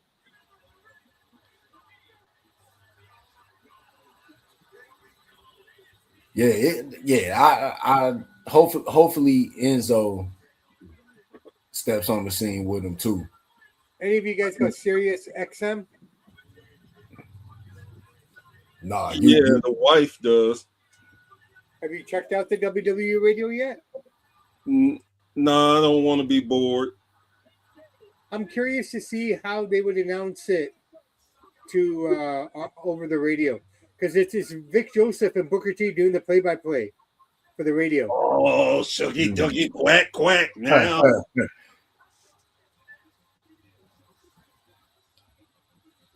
Honestly, broadcasting on radio is so much different than doing it on TV. Oh yeah. What they do on TV wouldn't work on radio. That's why I said Booker gonna be Booker. But are they broadcasting in a radio sense is what I'm curious about. You know, like when you broadcast a game over the radio, there's so much more detail that you have to put into it because you're painting the picture. Right. Whereas on television, a lot of times you already have the visual, so they can take those gaps and you know talk about different things. Whereas on the radio, you need to let people know what's actually going on. Oh, see, player, because see, he did it this way. And see, the Booker, man, I would do it this way, and that sucky ducky. And I need to stop talking about Booker because I act like I don't love him. Hey, and Bear, you'll probably agree with this. Booker T is that one uncle that check out all the young chicks and try to get on at the family barbecue. Oh yeah, we got that uncle too in Indian culture. He's an uncle. He's an Indian guy who stands by the bar and tries to be cool with all the young guys. Go, hey, you pucker guy, you pucker, you pucker. You tell your daughter, and he talks about talks about the girls, but they're not girls. Hey, you see the chicks? You see the chicks? So you telling your daughter, don't you get along with Uncle such and such, and don't make me kill him. Yeah, Booker T is that uncle that be like, yeah, girl, you didn't grew up and be rubbing his hands the whole time, just plotting like, yeah. like I had to tell my daughter, don't go around that uncle. You make me blow his head off. Don't. Right. Because he's. When I was a little kid, all the cousins were told not to play with me. Actually, I'm not joking, guy. I straight up. My one cousin told me recently, he said to me, man, when we would come to your house as little kids, you know, like my mom would always say, don't go downstairs and play with Samp. He's a good influence. Well, Auntie, look at what I'm doing. Oh, where's your son? Behind bars. Fuck you. With that being said, I'm going to go check on the wife. I'll be right back. All right. No, seriously, dude. I used to get a bad rap because even like I am now, like I used to just be the way I am, right? Yeah. And it was unnatural in the 80s and 90s to have someone like me. We are in a commercial break. So, Mike D, tell us a little bit more about what you hope to achieve with 313 Watch Party. Oh yeah, basically, man. This is just this is just a show where we watch wrestling, have guests on, and everybody just kick it, and basically kind of had this a way to bring people in the IWC together. You know, other guests meet other guests. You know, that may have not have met each other or whatever, and it's just something that's not too serious from what I do on wrestling from the 313. You know, we just kick back, Gotcha. watch So a wrestling show, our let your hair opinions and down, stuff. sit with your legs open, and relax.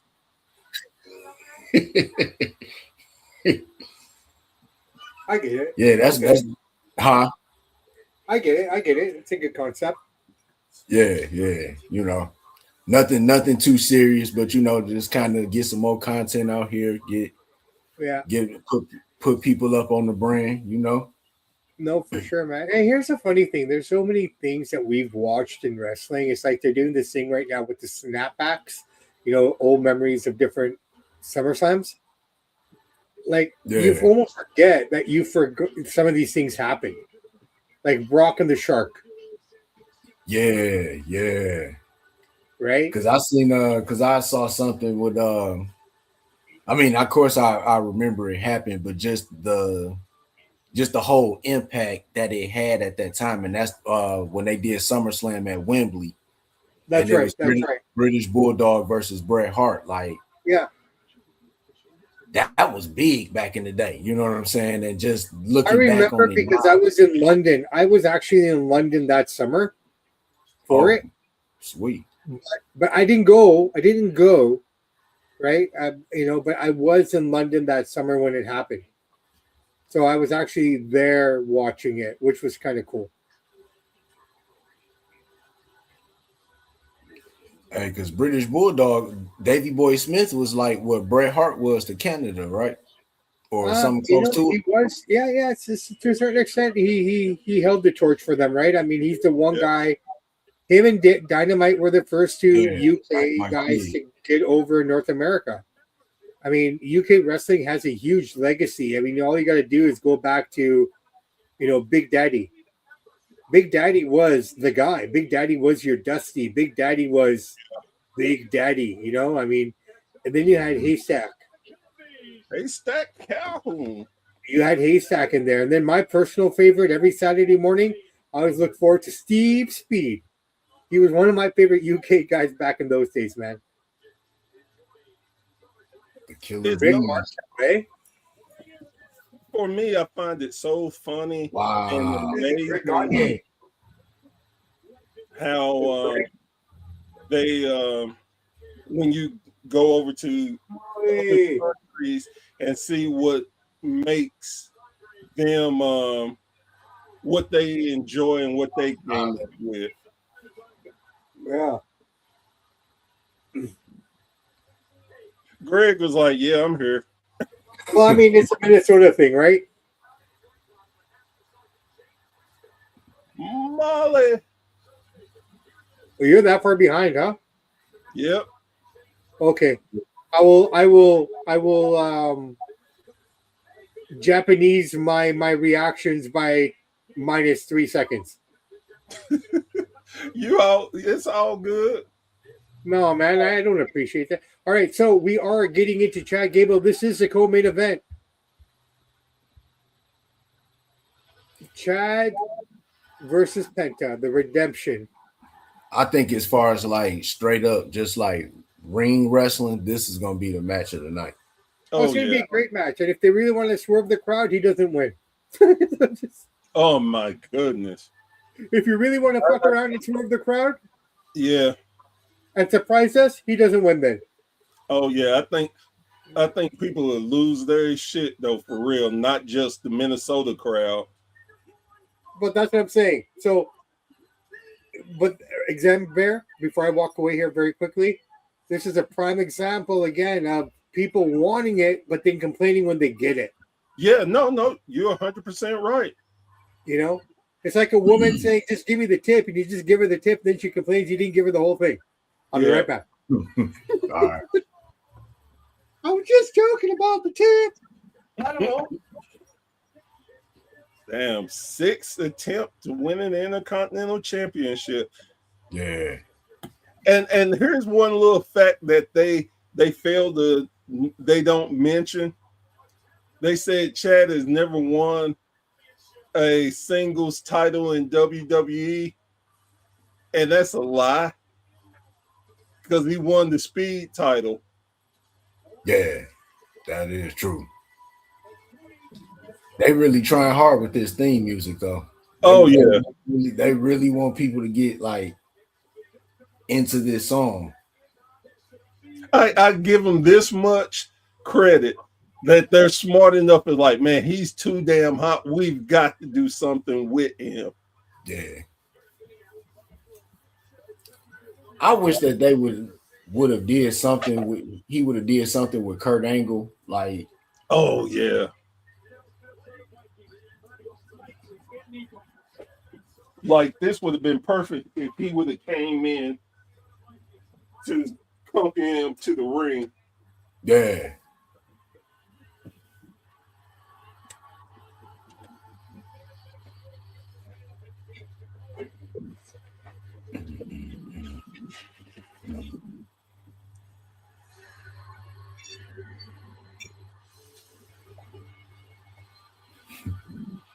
Yeah, but instead of making him Kurt Angle's son, they made Jordan the black guy his son.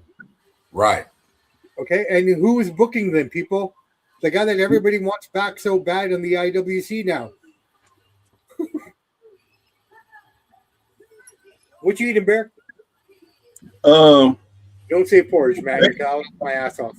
Funny enough, eating chicken, broccoli, and a baked potato. That's beautiful. So, why are you not a chicken fan? And if so, Bear, what poultry or barnyard animal do you prefer over chicken? I'm more of a like steak beef guy.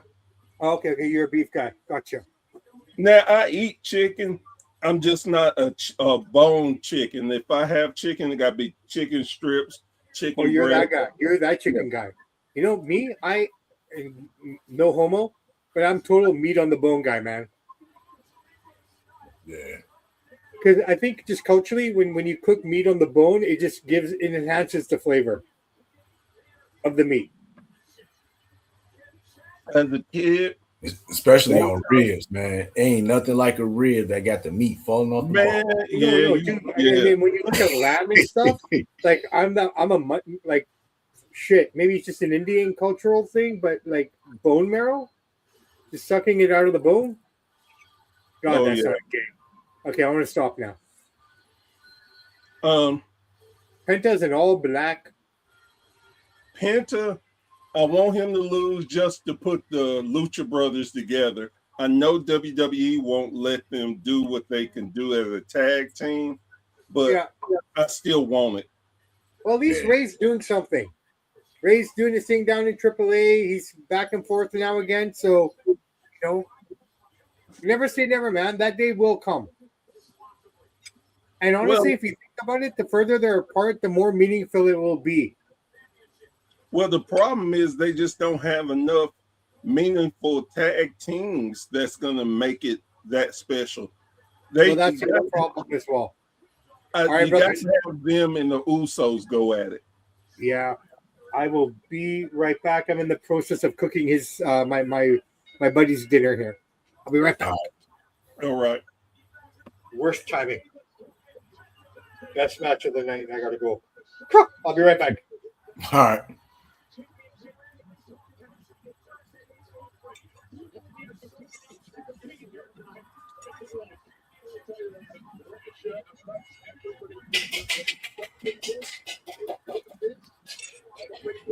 Yeah, I think Chad Gable gonna win this. Yeah.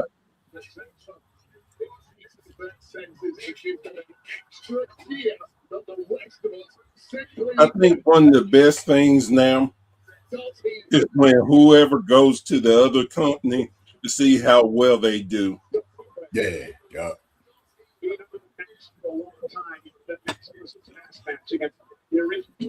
And honestly, man, everybody that's been going from the leaving AEW to WWE, they've been doing pretty well. Yeah. I would say most of them been doing better in WWE than they did in AEW. Yeah, mostly.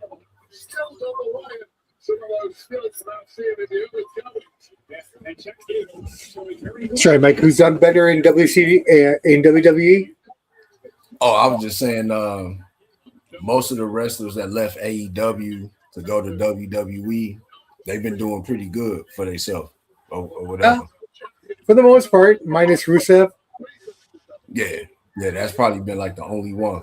No, now if we're gonna go that route, the worst one was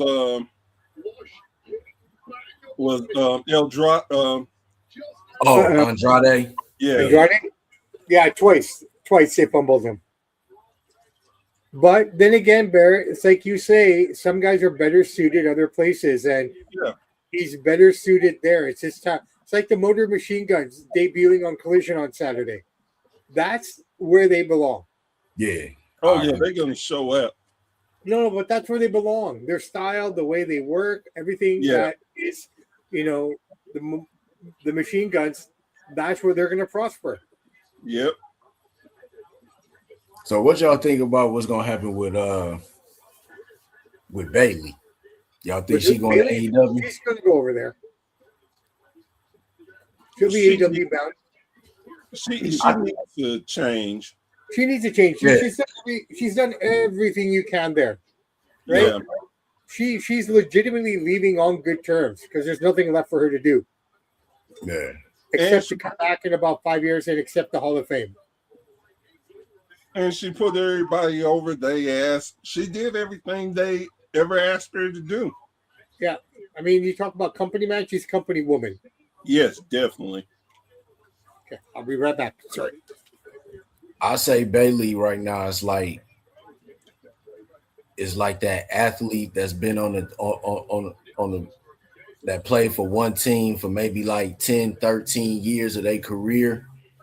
They still got it, but they know they need to go somewhere else and prove that they, you know what I'm saying, that they still got it and then they still could still perform at a high level. Yeah, and I think that's what Bayley is at right now. Definitely. And you got to think, and there's another thing you got to think about too. Her best friend is Mercedes Moné. So you know that she putting stuff in her ear like, yo, you need to do this. This is what I'm doing. This is what you can get paid if blah, blah, like. Oh, yeah. And we can have fun and you can reinvent yourself. Yeah.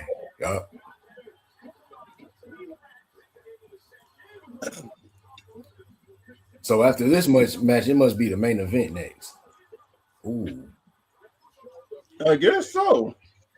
Hey, this show's been going kind of fast because it ain't even 8 o'clock yet, and we done went through. They done had like 5-6 matches so far. Now that's something I can't lie and say I do enjoy that it goes by fast now. Yeah. I remember sitting that one year. It was a couple of years for WrestleMania, and you'll be watching that for like 7 hours. Well, and again, I get why people get tired, but I'm always, if I'm paying for something, man, I just rather go ahead. I want my money's worth, and I'm paying $50, $60 for a pay-per-view. Damn it, give me 7 hours. I got my money's worth. Yeah.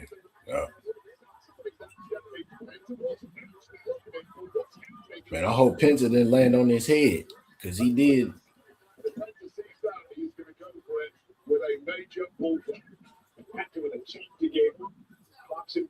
looked like he landed on it, landed hard on his head. He must be straight. Gable's not afraid to stand up. Yeah.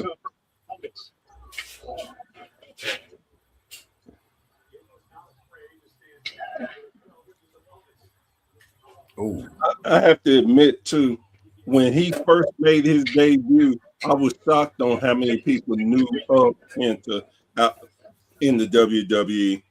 yeah. Damn.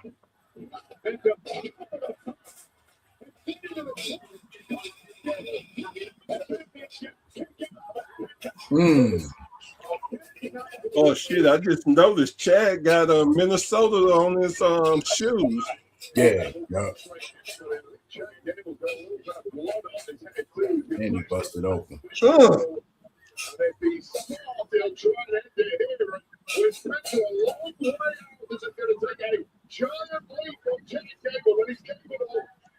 Wonder how he got busted.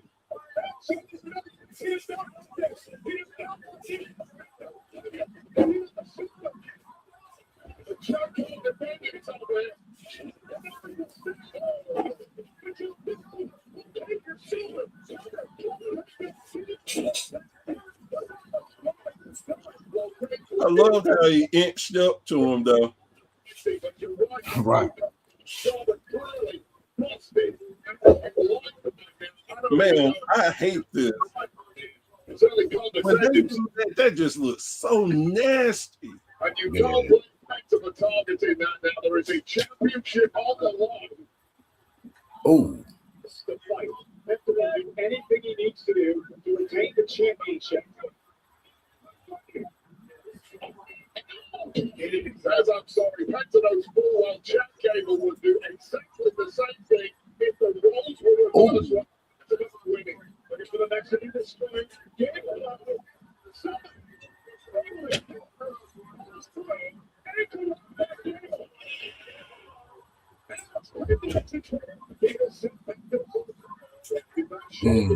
Something that's able to bust out quickly for all that too long, regardless.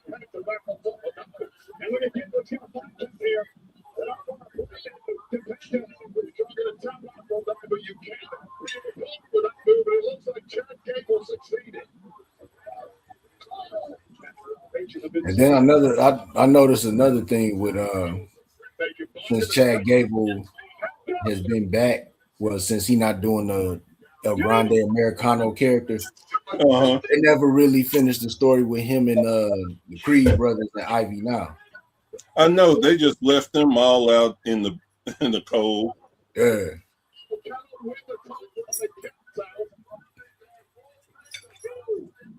Have you seen Ivy lately? You know what? I think Ivy now just be on main event now. Man, have you seen how big she got? How she did because she was doing the bodybuilding thing, right? Or yeah, she swelled up. I'm like, Jesus. Yeah, she basically backed out for a while to compete at the Arnold.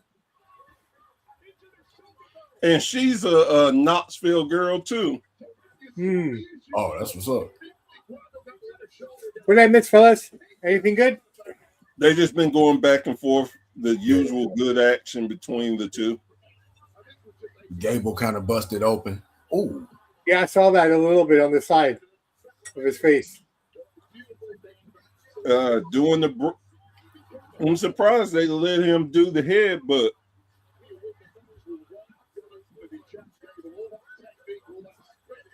So the story is his arm. Yeah. Yeah. Okay. It's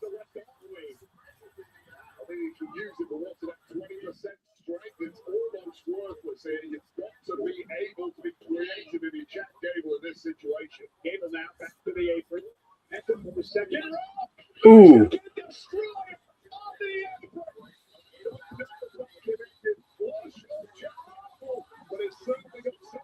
Mike, you were saying this seems like it's moving fast. It is, man. It's already 5 o'clock. We got the main event after this. Yeah. It's still sunlight outside. And usually, like, when you, like, the last three matches of a pay-per-view, it's dark out. Yep. Unless it's on the West Coast. Yeah. Yeah, that's always the case. I'm always coming home. It's still light out, except wintertime. Yeah, it's only 5 o'clock here, boys. Yeah, it's just hitting 8 o'clock. Mm.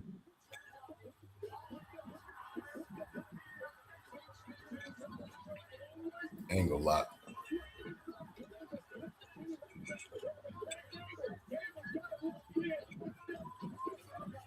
There we go.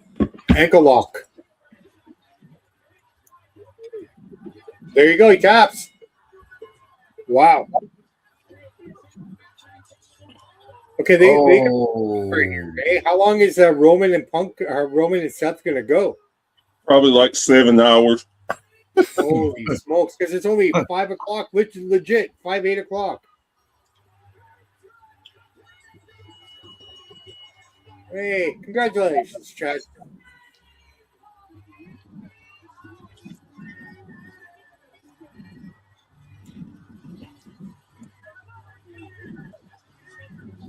So, if the storyline played out like it should, the Creed brothers need to come and beat the hell out of them, and Otis and Tozawa should come save them. Yeah. Well, no, I don't see why Tozawa and then would come and save him because he hasn't shown his face to help them in any moment.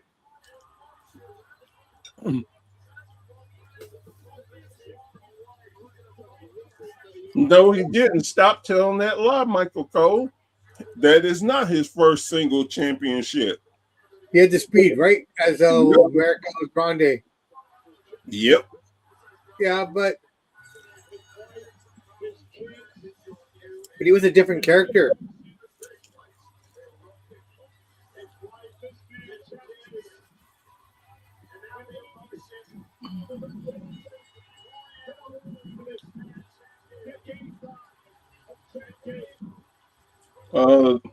The family.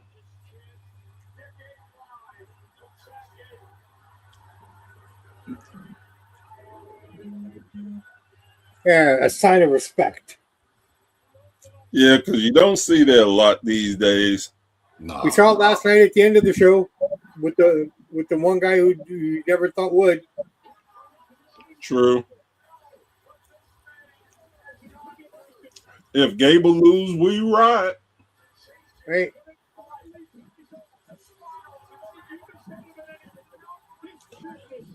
These are little things, and this just me being the old wrestling fan that I am.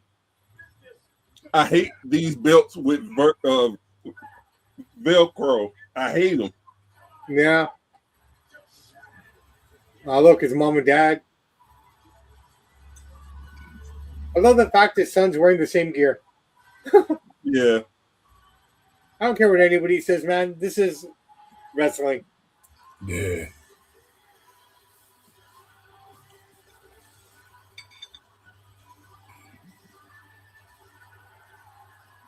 I swear that match was quick, wasn't it? Yeah. They kept the action moving. I legit have to go back and watch it now.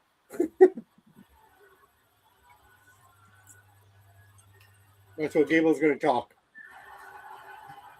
Oh, damn. They're giving him more time than they did Goldberg.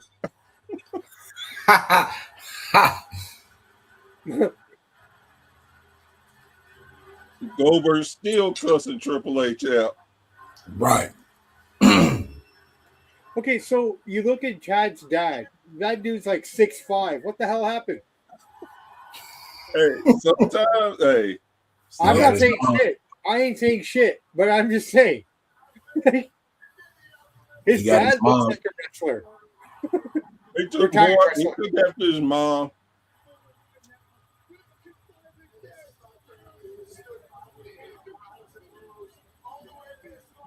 This would be the moment his mom says, "And that's not your dad." Oh my goodness. Not right now. She shouldn't have this money. He didn't. Dad might. How come Samp is the only one who pointed out that his dad's bigger than everyone? And not every time do they get the same height. There you go. Who's the guy in this? Do you think it's actual mug guy, or do you think it's someone who's going to come in and attack him? I hope it's an actual mug guy. What if it's Grayson?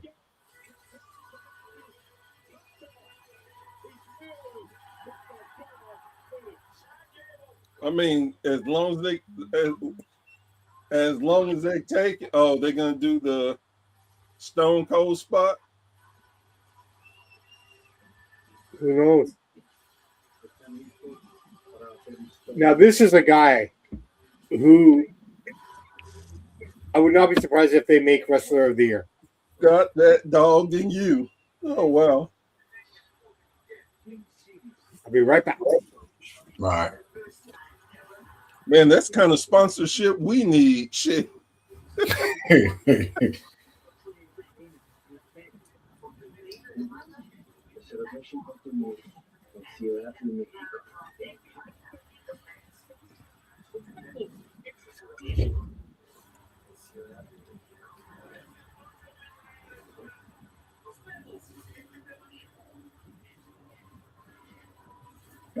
Man, this pay-per-view about to be over and it's still daylight out. That's crazy. Who would have ever thought that The Undertaker would make Lucha Libre this hot? Yeah. Next night one of this is tune-up event live in Las Vegas. Then on the following night, Saturday, September 12th, Ryan Garcia. Maybe they need to put him on the main roster. Championship at T-Mobile Arena. Tickets available on Access.com. It's a huge Mexican. As soon as he get there, they'll start doing them like they do Triple H.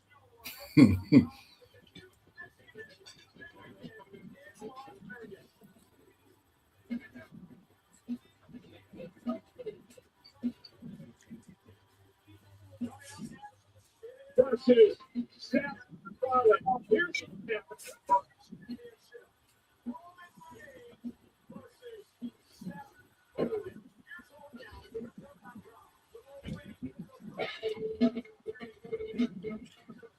I mean, hell, there's still light here.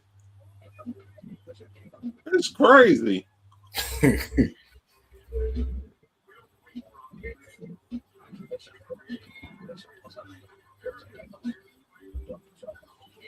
I have to admit, though, I was looking forward to this. Their build up for it was really good. Yeah.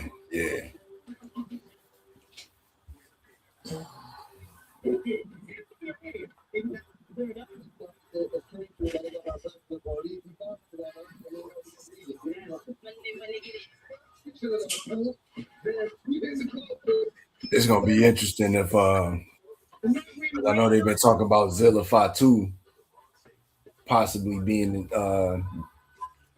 WWE. So I wonder if we see him tonight. I don't think we're going to see any bloodline interference because, like Roman said, he got to beat Self on his own. Yeah.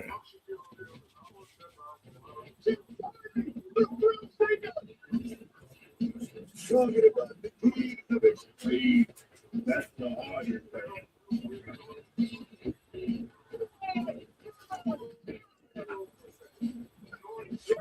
I'm sitting there thinking, man, you get the $25 ticket, but you're paying $100 to park.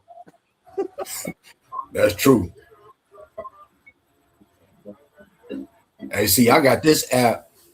So like anytime I go downtown or whatever, they show me like all the parking spots in the area and how much they cost. Man, I go for the cheapest one they got. Man, because the parking downtown here in Detroit is, man, sometimes that parking be like $50, $60, sometimes $70. Jesus. Yeah. Sometimes more than that, if I'm correct. See, Knoxville is I always call it a small city because we're just a college town, but more people have moved to Knoxville in the last 4 years. And we're starting to get super modern. And I went to a wrestling show last week, and I'm used to parking downtown on the weekends for free. Oh no. Got into the parking lot and I'm walking to the venue.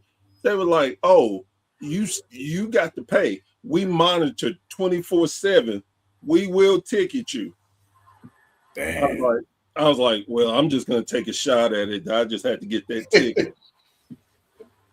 But I'm like, man, that's ridiculous. And I realized too, I'm becoming that old man because everything I compared to, man, back when I was younger, we didn't have to do this. And these damn young kids don't understand. Right. Or when I get that, yes, sir, we can help you, sir. My damn daddy ain't here. Who you calling?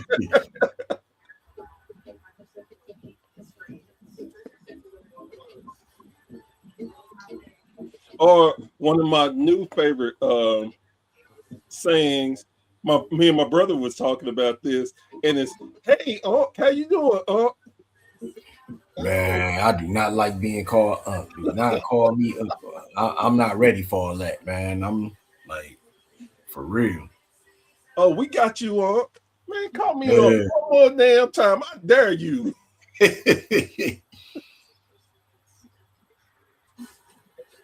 But I laugh and like, well, it's a sign of respect, and I definitely would take that versus no respect. Yeah. Because respect is hard to find these days. Oh yeah, yes, Lord. Saturday, October 10th. Tickets are up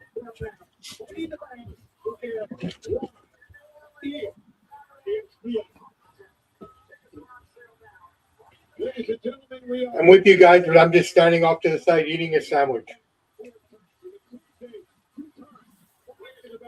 It's all good, brother. It's all good. Money in the bank. I'm surprised they actually let Bailey be on they showed Bailey. Right.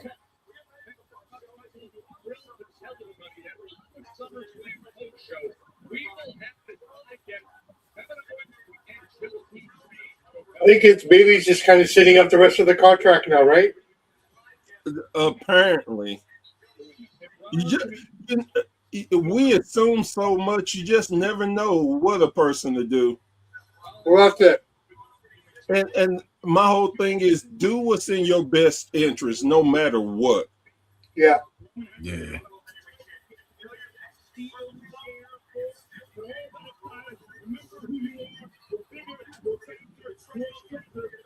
Man, just imagine if Big E would have left with Kofi and Woods. Yeah. Did you see the little video that they put out? Yeah. That video was dope. Yeah, it was.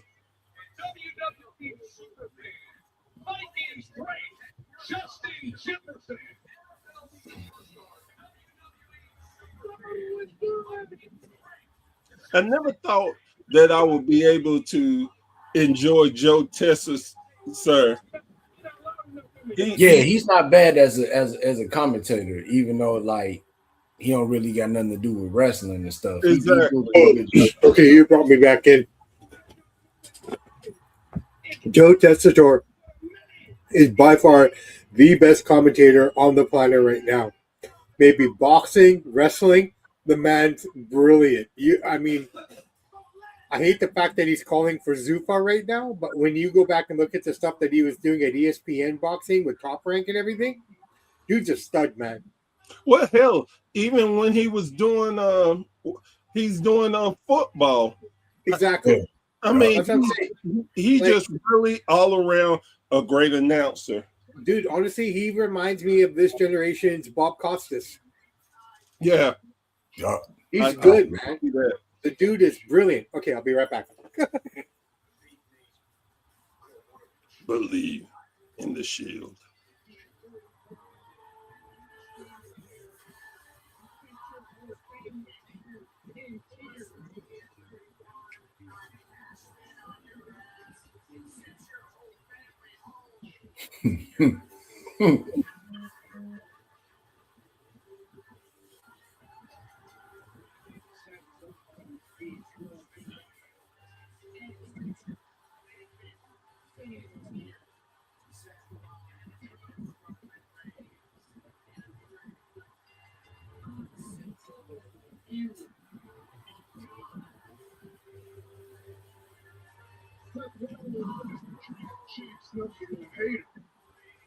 What if you do beat me at SummerSlam? You're going to carry it for a couple months and get hurt again?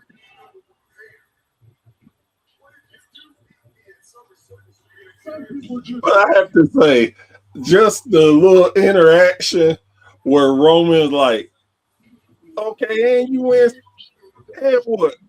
Right. Roman said, I ain't sweating it. That made Steph look like, you motherfucker, you. Yeah, he was pissed. He was like, he's like, man, you still need the briefcase to be world champion. Yeah. And then got to fake an injury. Cash it in.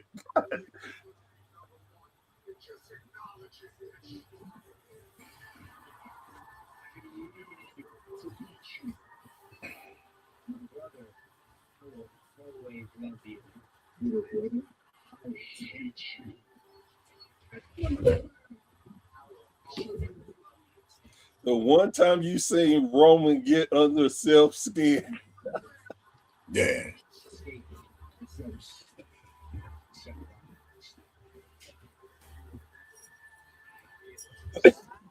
Roman stay in some Jordans. Oh, yeah.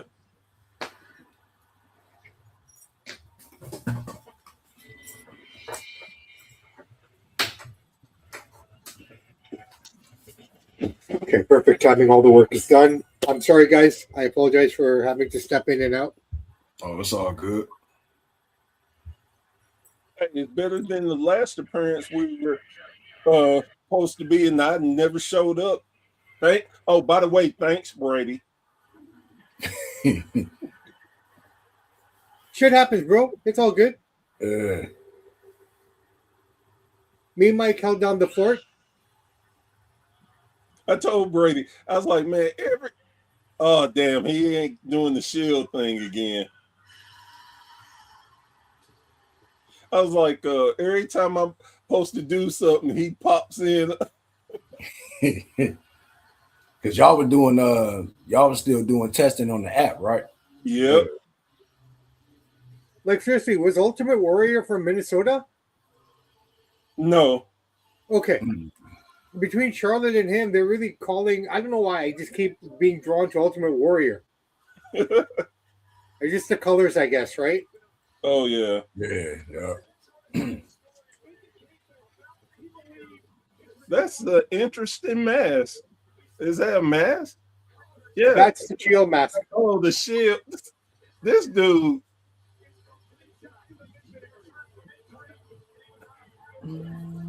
I would, man.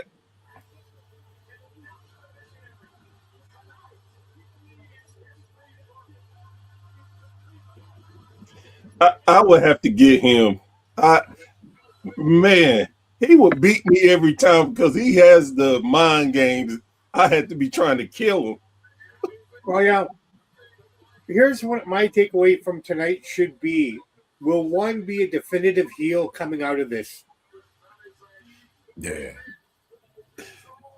Right? Like all fingers, in my opinion, are pointing to Roman becoming a heel again here.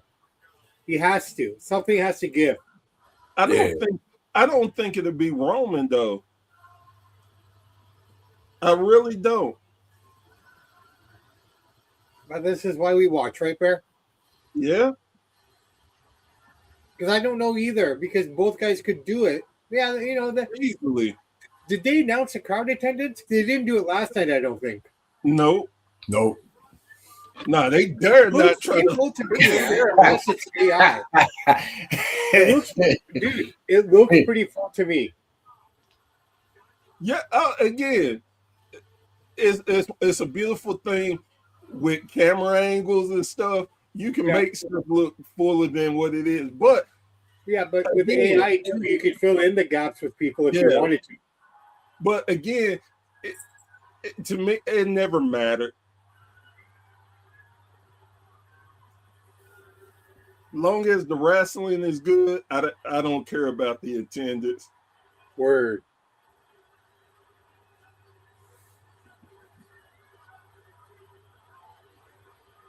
So Roman keeps saying he's going to do it by himself. He has to do it by himself. But is this where Zilla comes out? Mm. And that makes him the heel again. We shall see. I think it's a good I think it's a possibility. And with Zilla coming out, that makes an interesting dynamic because now you have two sets of brothers. Yeah. Because Zilla and Jacob, they're brothers.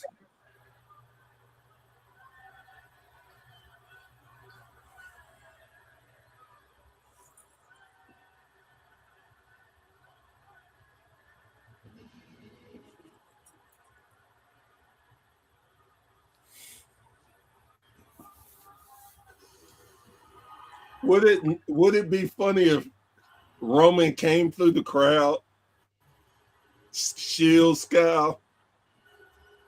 For new psychology, yeah, why not, right?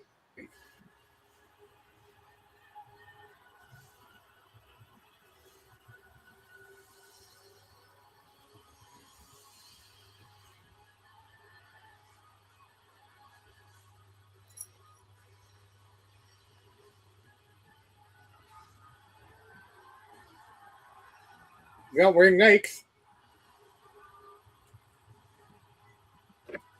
Or Jordans.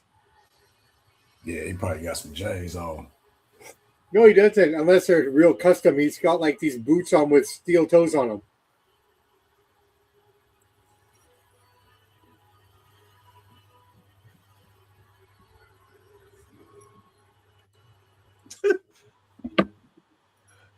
Just think, 2 years ago, there was no way we could see Roman Reigns being the world heavyweight champion.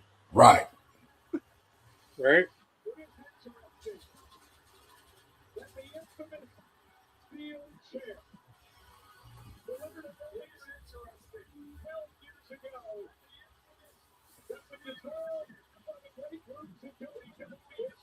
Yeah, just when I think Seth was getting better with his choice of ring gear, he had to do this. Like the only thing missing from his ring gear is a bunch of fruit on his head. Right.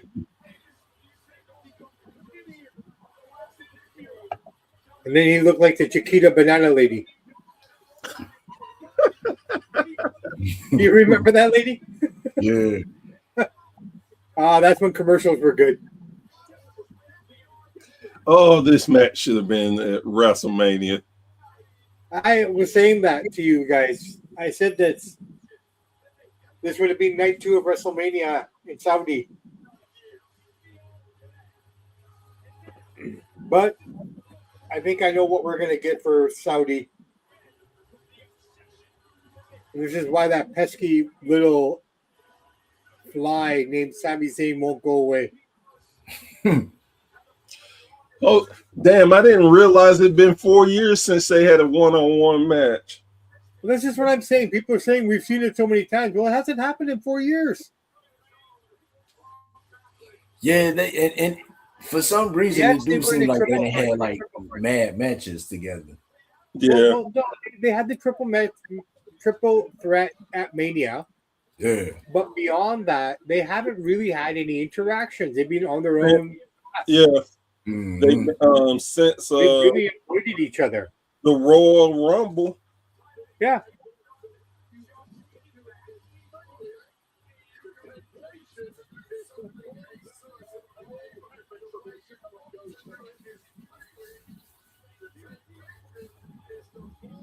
I mean, you can argue that Roman's the bigger guy, but honestly, there's no real difference between the two of them in terms of height. Yeah.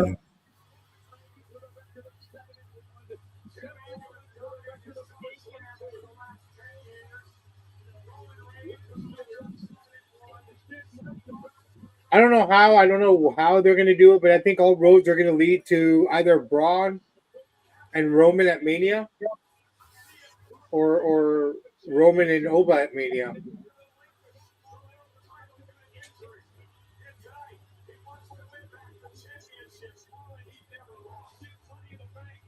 Alicia Taylor looks like she's wearing something that my grandma would wear to WrestleMania. Right? She has like a vibe in her gear this week, doesn't she? Isn't that something that your aunt would wear? Yeah. Yeah. That do look like something you would see at like Macy's or something. Oh, yeah. Yeah. That auntie that don't have any kids. Yeah. Exactly. That lucky auntie. And she looked like that aunt that just woke up and just ran out the house. She didn't even try to do her hair. No.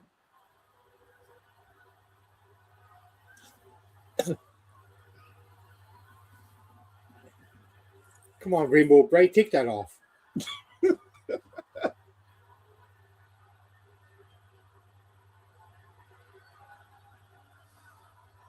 Looks like he took that outfit out of Gem.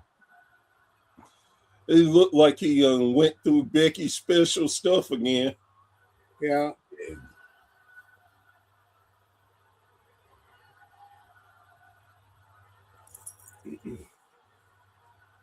Okay, so it's been 5 minutes since Roman's music hit.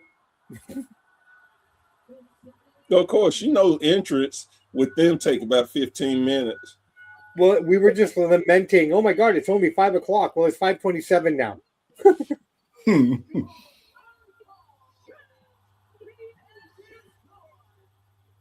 Hey, you were joking, man. It looks like she didn't do her hair this morning. She always does that. No, sometimes she's got some nice little points to it. Like Rick and Morty. I love how they love to talk about how great how Taylor is. And she is, don't get me wrong, but that's the same thing they did with Ricochet's wife. Yeah. Oh, yeah.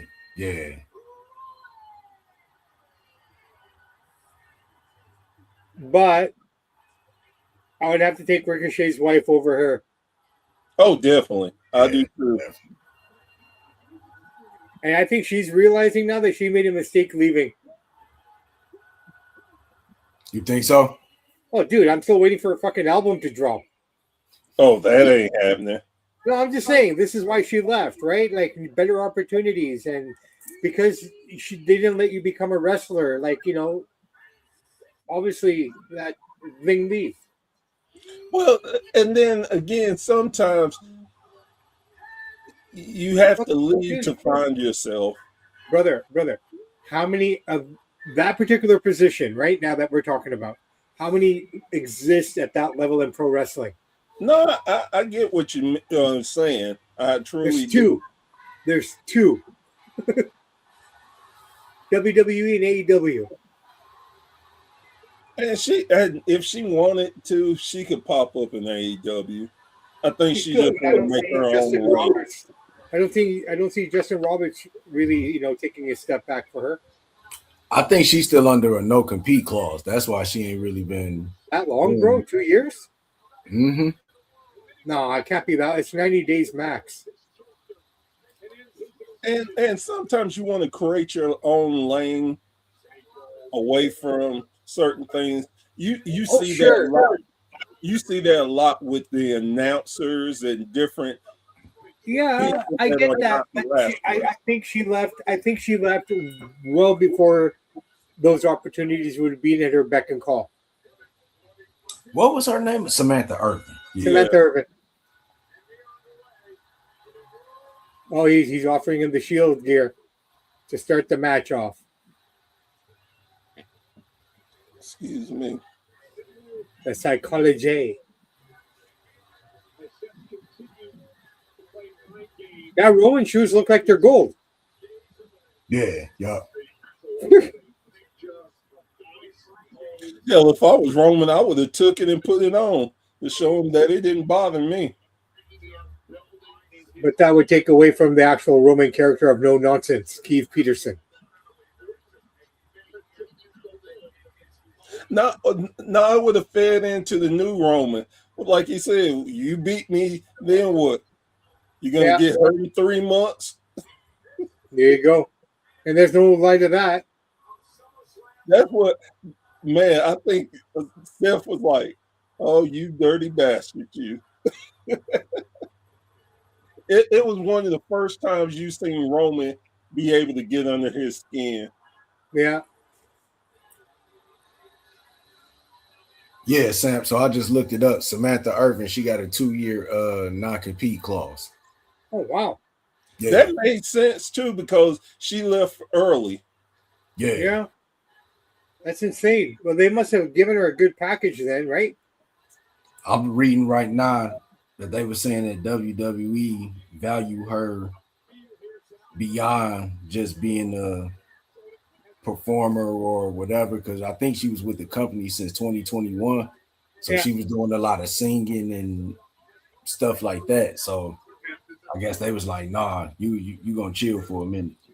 Well, no, what they wanted with her, she wanted to be a wrestler, right? I think Samantha she wanted to be Irvin- like she wanted to be like a manager too. But regardless, she wanted to get physical. She wanted to train. Yeah. And they told her, no, you're a ring announcer. And she got pissed off with that and left.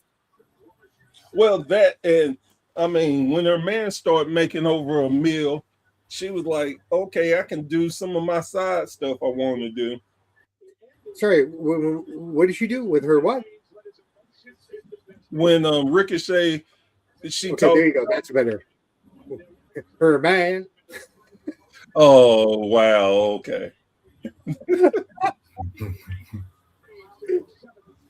Damn, gonna jab me like that. No, brother, man. No, I'm just setting the standard so that everybody knows. But do they really, though? No, they don't, unless they're watching right now.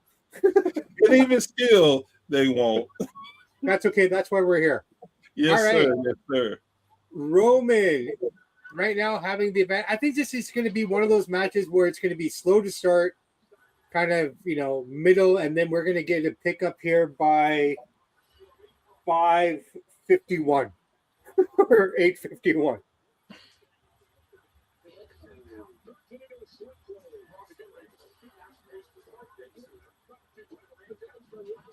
What are you looking forward to in this match? The wrestling or the storytelling?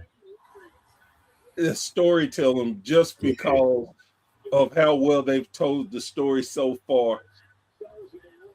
Like the expressions right now. Roman's face. I love it. What I would love to happen just one more time, and I know they can't get Dean back, but I want to see them do a tag against somebody. Like a 3-man tag? No, they don't just a tag team. Seth and Roman one more time. Well, hey, you know what? We're getting to that point in both their careers. We'll probably see it in the next 3 years. We'll see it. It's going to happen.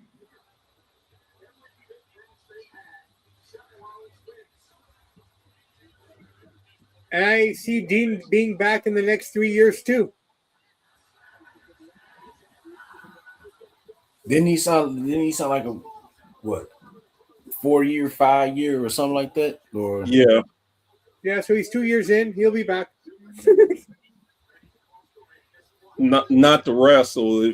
If and when he comes back, it'll be going in the Hall of Fame with the Shield. Well, that's it.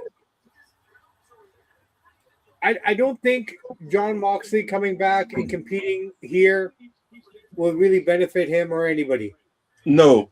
Well, for that momentary pop. No, for that quick visual of him coming out with the Shield, yes. But as an actual competitor, what he's done as Jon Moxley, I remember him more for that than ever being a part of the Shield. Yeah, most do. But again, when you can play that nostalgia, that old hit, Oh, for sure. Absolutely. I mean, that's why whenever Y2J is ready to come back, that's what's going to happen, right? I mean, just everyone comes home. Yeah. Well, no, not everybody. Well, forget Ryback. He killed himself. He destroyed himself. No, if the first person, anytime I hear that everybody comes home, the first person I think is Macho Man. He never came back. No, but you know what though, Bear, and I hear what you're saying completely, and we lost him, but I think he would have eventually. I think after seeing Ultimate Warrior coming back, I think all of that, I think just with age and everything, I believe he would have come back. It goes back to that old saying, yeah, maybe, could have, would have, but that's the thing. I mean, it's like we were talking about Gino Hernandez, right? Yep. What could have, should have been, right? Yep. You look at, Kerry Von Erich, what should have, could have been. Yep. Mm-hmm. Magnev TA, what should have, could have been. You can only speculate, right? And a lot of times we like to speculate for the good, not for what could actually be.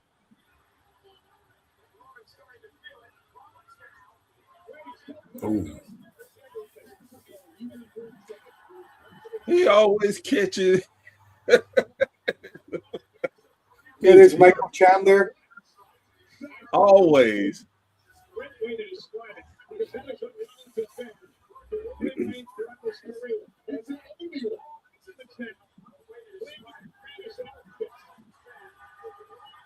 Even the desks evolved. They remember the original desk? Oh, yeah. Mm-hmm.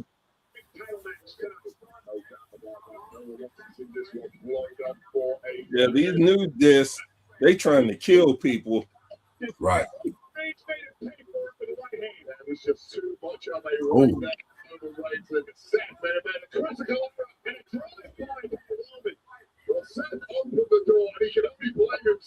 I've always been impressed by that move just because of his size. The drive-by. Oh, yeah. Hey, isn't this match sponsored by your favorite place, Mike? What's my favorite place? Wingstop? Oh, no, that's Buffalo Wild Wings. Sorry.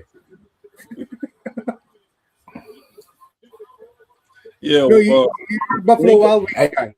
This is Wingstop. Wingstop want to kill you Wingstop with is actually fries. Can we just be honest? The best chicken wings. Hey, look, whatever you do, all come from mom and pop places. yeah. So that, I would definitely say the Can we best agree chicken that wings the be best the pizza, best chicken, best burgers come from mom and pops, not like necessarily. yeah. Then chain stores, yes, definitely. The smaller the shop, the better the food. I always find. And most times, And unfortunately, the shop that you see the mouse running out of is usually got the best food too. yeah. I figure if rodents are going to hang out somewhere, they're going to hang out where the food is good, right? I was gonna say the more hood, the better the food. Hey, whatever. I'll say this: if you get some fries from Wingstop, whatever you do, get it with no seasoning because they will dump the entire container of seasoning on your fries, and your junk will be just salty as hell. I'm sorry to hear that.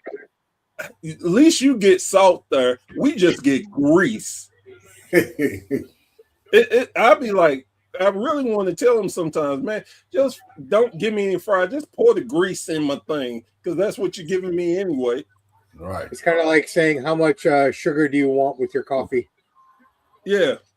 Or how much coffee do you put in your sugar? Sorry.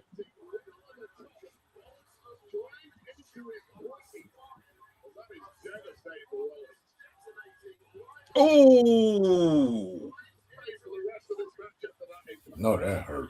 man, I'm telling you. Oh. Oh, Kind of a redundant move there. I don't know if you've seen this yet where Roman tries to do the woo.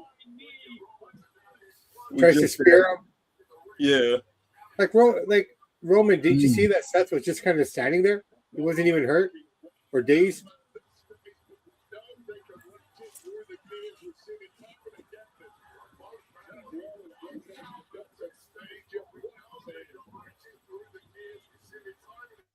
Just trying to stand up, trying to use the barricade to balance.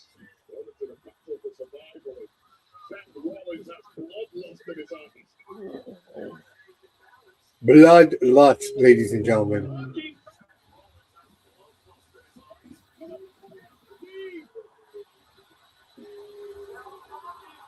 I know. So Seth tried to go for his own spear on Roman outside, but Roman caught him, got him into a guillotine, and they slammed him through a table. Did you see that now, Mike? Yeah, I just saw that. Yep. Oh shit, I'm ahead of both of you. Mm-hmm. And I'm in a different country. How's that so? Oh, Bear just saw it now. Like I said, man, these new tables, if they are not supposed to hurt, they do a damn great job of visually making it look real as hell. Yeah. Well, shit, man. Yesterday, Brock exposed the floor. We've seen it before, but for those who didn't know, that's all they're working with.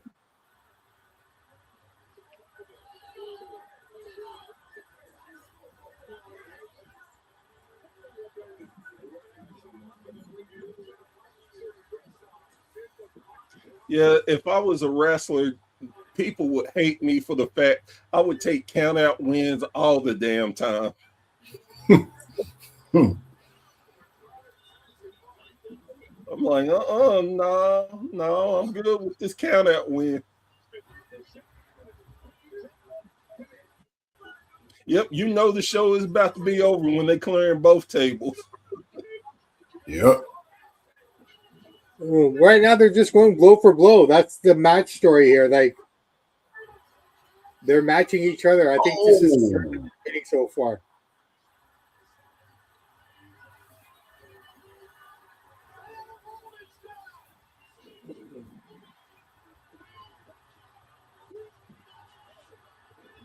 Ooh. I think Seth never gets credit for how strong he really is. No, he's a real strong dude, for sure. We just saw that right now with him throwing Roman through the table. And, of course, both of them had to go through the table because, hey, the triple power bomb. Right. But, dude, like I was saying, I think this match, the story of this match is them, move for move. Right? Oh, yeah.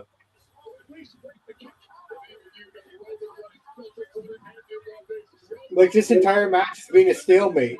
No one's really had the upper hand per se. Both men outside of the ring, the officials count as 7, but miraculously, somehow they always seem to get in right away. 9. Oh. Pedigree attempt, hits it. 2 count, 1, 2, 3. Pedigree. Kind of weird that how Seth used his hand to lift his hand off the mat. Yeah. Look at it, Bear. It's coming now. Oh, he used his daddy move. And he used his own hand to lift him up. Look, you got to take care of your brother. No, I appreciate that, but that's just a really bad camera angle. We were talking about camera angles. That was a bad one. Yeah, hey. Like I told you, sometimes they slip up too. I really wish sometimes wasn't tonight.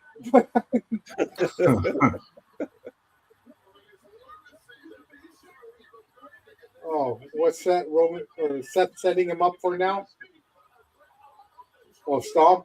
Oh, Superman punch. 2 count. But Roman didn't help him kick out.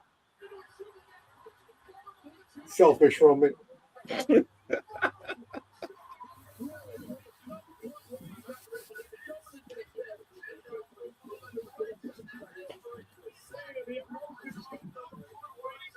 You know, my plan after WrestleMania, after SummerSlam was, I was going to What's watch up? the new Supergirl movie. You said you was gonna watch what movie? The Supergirl movie that came out. Oh, Yeah, I've been saying I need to look at how But terrible then, it you know, like is. the last 2 nights I put it on, I've looked at it, but then I never pressed play. I know it's a bunch of people out there that wish they would have never hit play. But that's the Yeah, problem with the DC people. No one knew this movie was even coming out. Like Doomsday, MCU, like Spider-Man, the way they promoted those 2 movies, you Well, have no. no choice but to go see it. Well, Supergirl, they promoted the shit out of it. It's just the story. They picked the wrong storyline to do. No, but dude, I didn't see any promotion until the week of. I saw nothing. Oh, here? Stomp. Man. Stomp by Seth. 1, 2, and Roman kicks out of the stomp. Yeah, they were showing it like crazy here. Okay, maybe I wasn't watching TV at the time then. 'Cause I didn't see anything until the week of. Ugh. Nice little stomp there if you guys are seeing it now.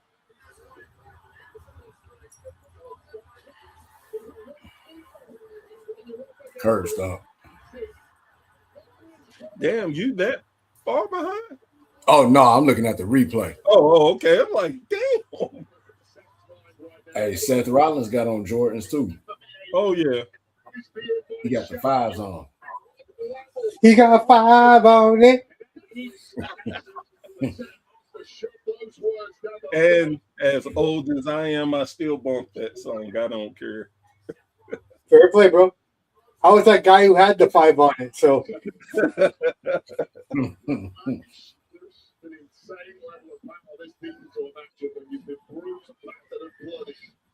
Yeah, 2 of the most well-conditioned men in WWE today.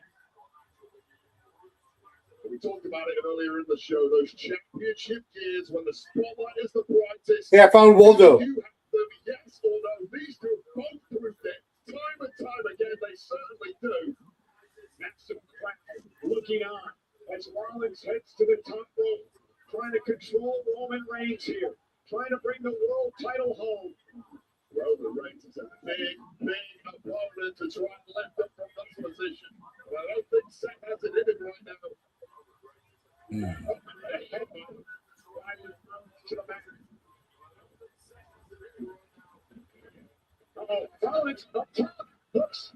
First you don't succeed, try again. Goes up to the second. Oh, About to get him. we got a superplex on him, but Roman gets him into the guillotine right into it. Oh. Oh.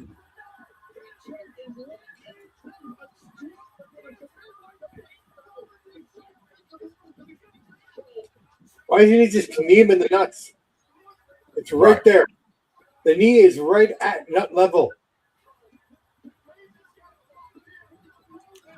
Now I will say this too. Roman makes the guillotine look vicious as hell. He does. He does a good job with it. Was it that Taker's thing too? Yeah, he had one too.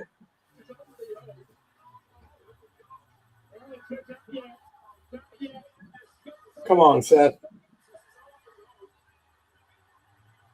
That boy out of there. He turning red, turning blue.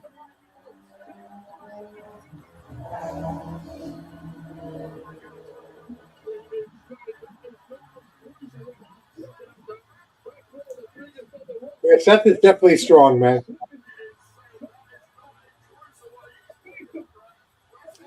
I still remember hating Seth in Ring of Honor. Could not stand Tyler Black. Spear, near 2 count. Seth kicks out again.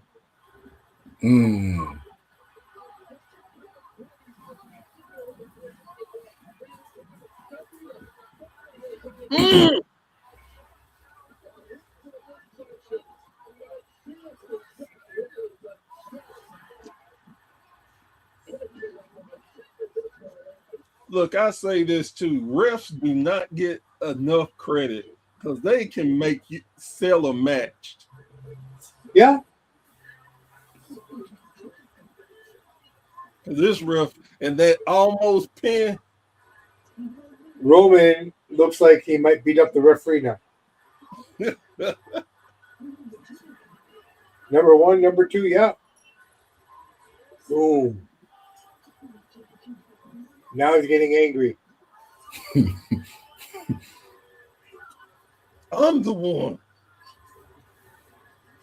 You heard me.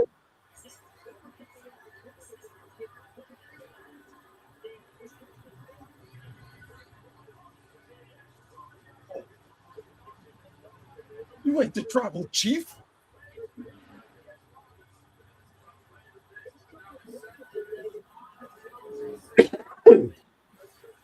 Seth, like, bring it on, bitch.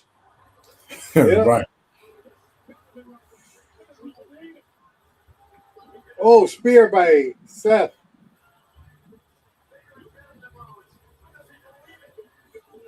Oh. Oh, Roman kicks out at 2.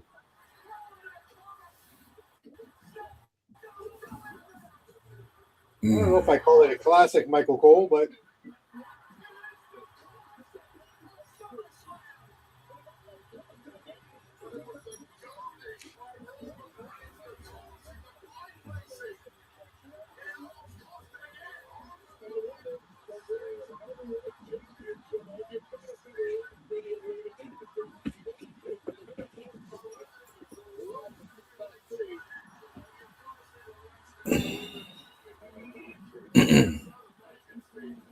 I love the fact too that Seth didn't have to really put anything behind it to make it look good.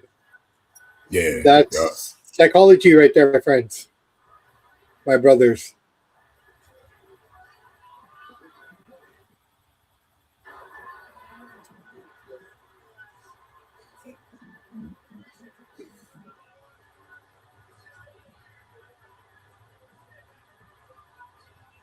And this is where Seth is going to lose. Taking too long. The only reason you're number 1 because I put you there. Yeah. All that yapping. Powerbomb. Oh, his own buckle bomb. Yeah, move for move, right? Yeah. Stomp. Oh, stomp by Roman. Damn. Oh. Oh. But you know what though? If he had won there, he could. Seth could come back and argue and say it took my moves to beat me. Right.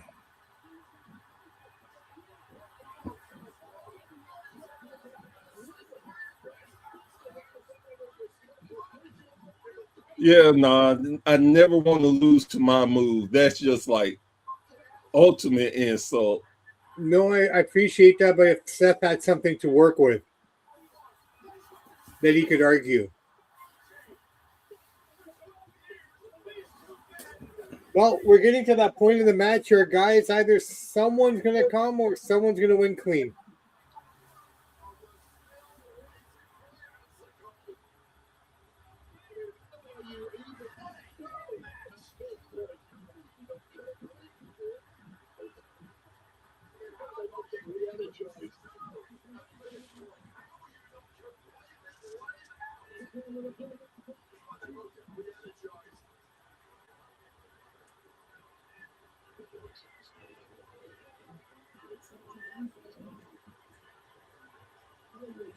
This is some good storytelling, man. Yeah. You let other people tell it. It's not good storytelling. No, but the way it's just like I'm telling you, this storytelling is amazing. The match is okay. The storytelling's been great. Mm-hmm. But this takes a while to build. You just can't have natural first matches like this. No, it has to come to a crescendo. And now we're at the crescendo. Oh yeah, here we go. Man, I wish, look, this pay-per-view, stop bleeping out the cuss words. Right, yeah, I noticed that a couple of times. Netflix does that. Or PLE, my bad, for the modern folks. Yes, sir. And the referee's out, ladies and gentlemen. You notice as soon as the ref goes on, everyone's eye starts to look everywhere. Yeah, because that's the sign. That's the interference. Somebody coming in. All right, quick bets. I say Zilla, if anyone's coming. Man, he Oh no, barely ref is touched back that. too. Ref is back too. He barely touched that ref, and this I dude know. looked like he just separated his shoulder. Yeah, but now it's going to affect the account. Now it's going to affect the account. Oh no, he didn't use the Dean on him.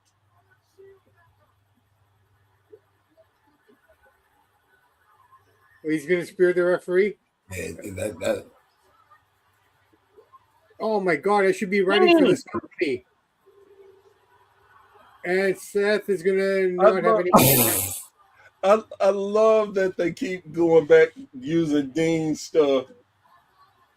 Maybe it's a tribute to him, right? Yep. Bye, ref. But here's something funny, okay? And this happened last night too. The ref was out. How long did it take for another ref to come down that ramp? They didn't. It was That's the what I'm same saying. ref. And the same thing right now. All this time in between, why isn't a ref running down to the ring? Because they're not consistent. Shit. After Bear said how good a job the refs have been doing. Hey, look. If they tell you to lay down, sir, you lay down. No, I appreciate that. Go get the chair.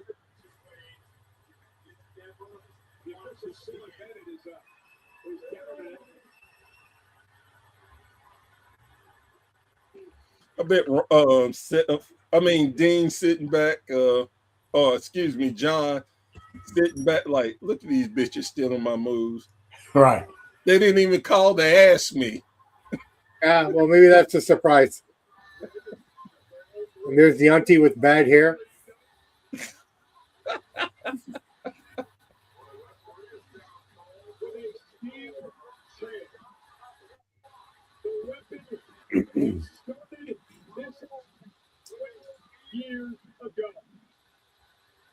Ironically, Roman's in the same position he was 12 years ago.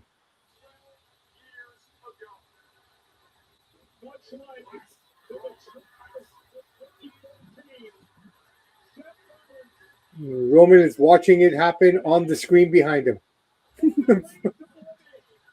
12 years ago. How ironic is this, Cole? It's pretty ironic that Michael Cole's saying it. 24, and Roman looking right at the damn big screen. He was looking dead at the big screen. But like the screen's right in front of him, so even with his back turned, he can see what's happening. Right. As they're showing us on the wide shot of the screen.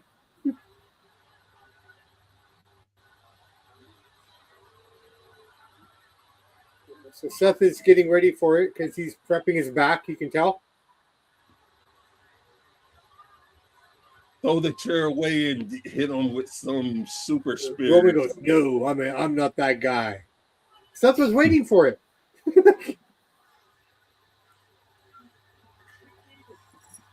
Come on, dog. Come on, dog.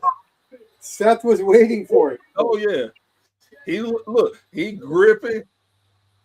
Oh man, he's channeling his fellow Max Holloway and Jason Gaethje. What the hell? In the ring. The look on Seth's face, like, what the fuck? Right.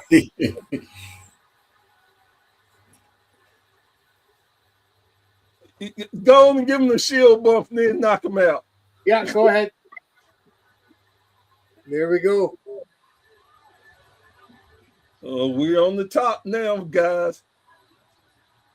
Something's got to give.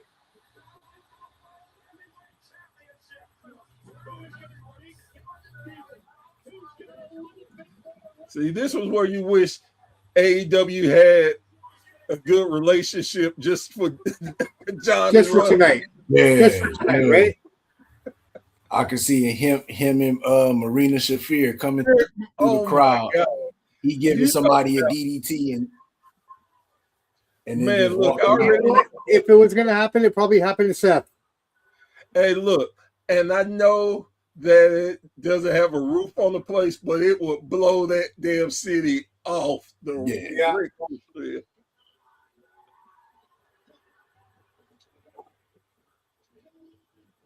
And the Macho Man is in the second row. Ooh, yeah, dig it.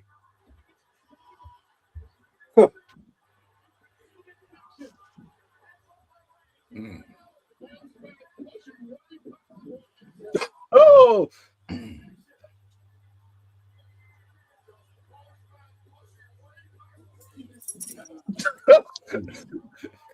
You know, right now, if Gorilla was here, he'd be saying these guys are going tooth and nail. oh yeah.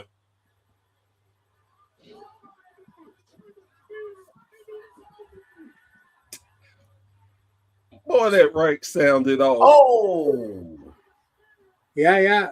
Pedigree into a spear, or spear into a pedigree. Oh, misses with the stomp.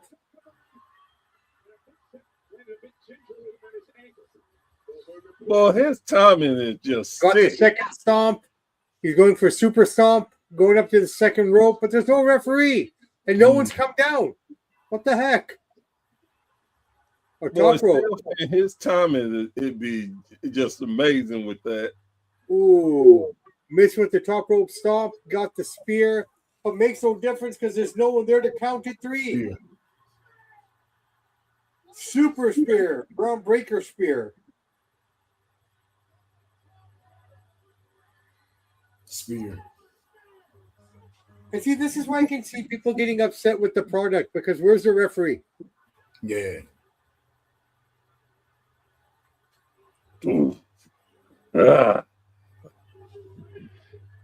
It still didn't look as vicious as Braun's. That dude. No, I was going to say Braun looks amazing. Braun step ahead. He's the next generation of spear.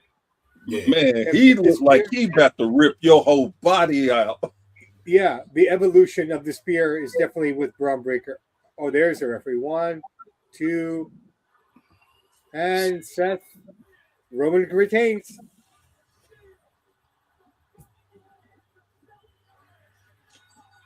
I'm sorry. That was good. I don't have a problem. Yeah, that was a good match. No, that was the original ref.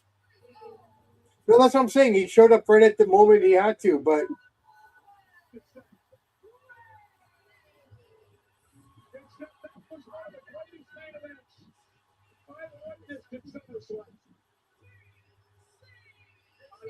It was what it was supposed to be. Mm-hmm.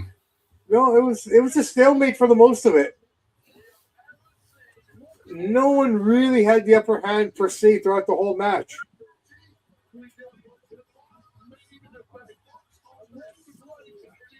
Boy, Michael, boy, he be fishing for them lines. Oh, this was the greatest main event in SummerSlam on a Sunday that ended in a Y with where I had some chicken fingers. The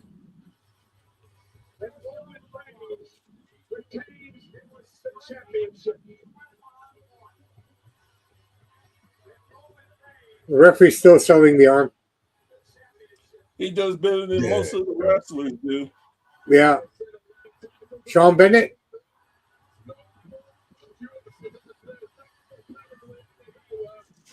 Or maybe he didn't get really hurt. Oh, he's not selling the arm. He's selling the ribs after the spear. Fair enough.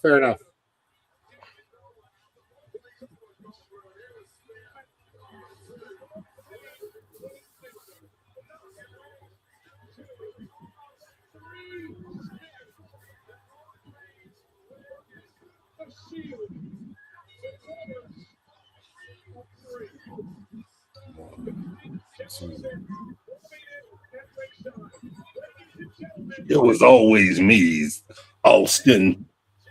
Are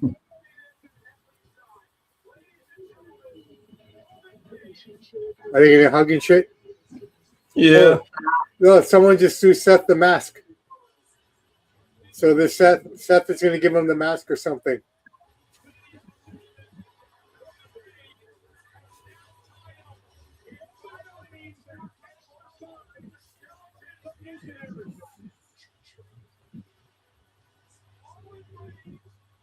No, it's not over yet. Oh my God, Dean has jumped the barricade. Huh.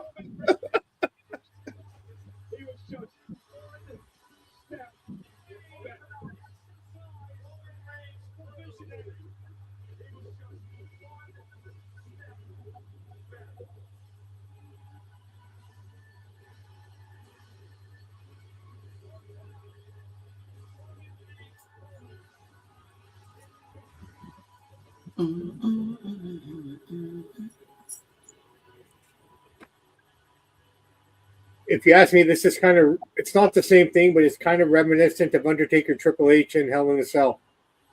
Yeah. Yeah.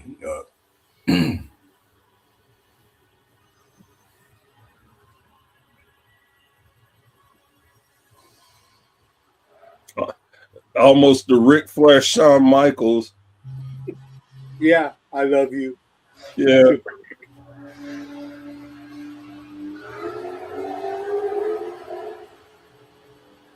Ooh, Roman has put his hand out for the Shield fist bump.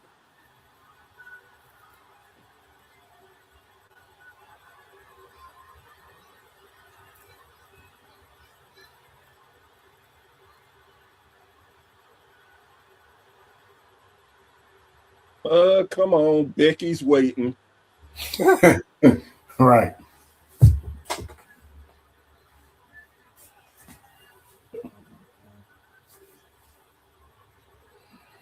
Nah. Shows that respect.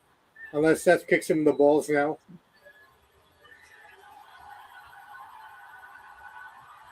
Or maybe this is where The Rock comes out with the bloodline saying you're too weak.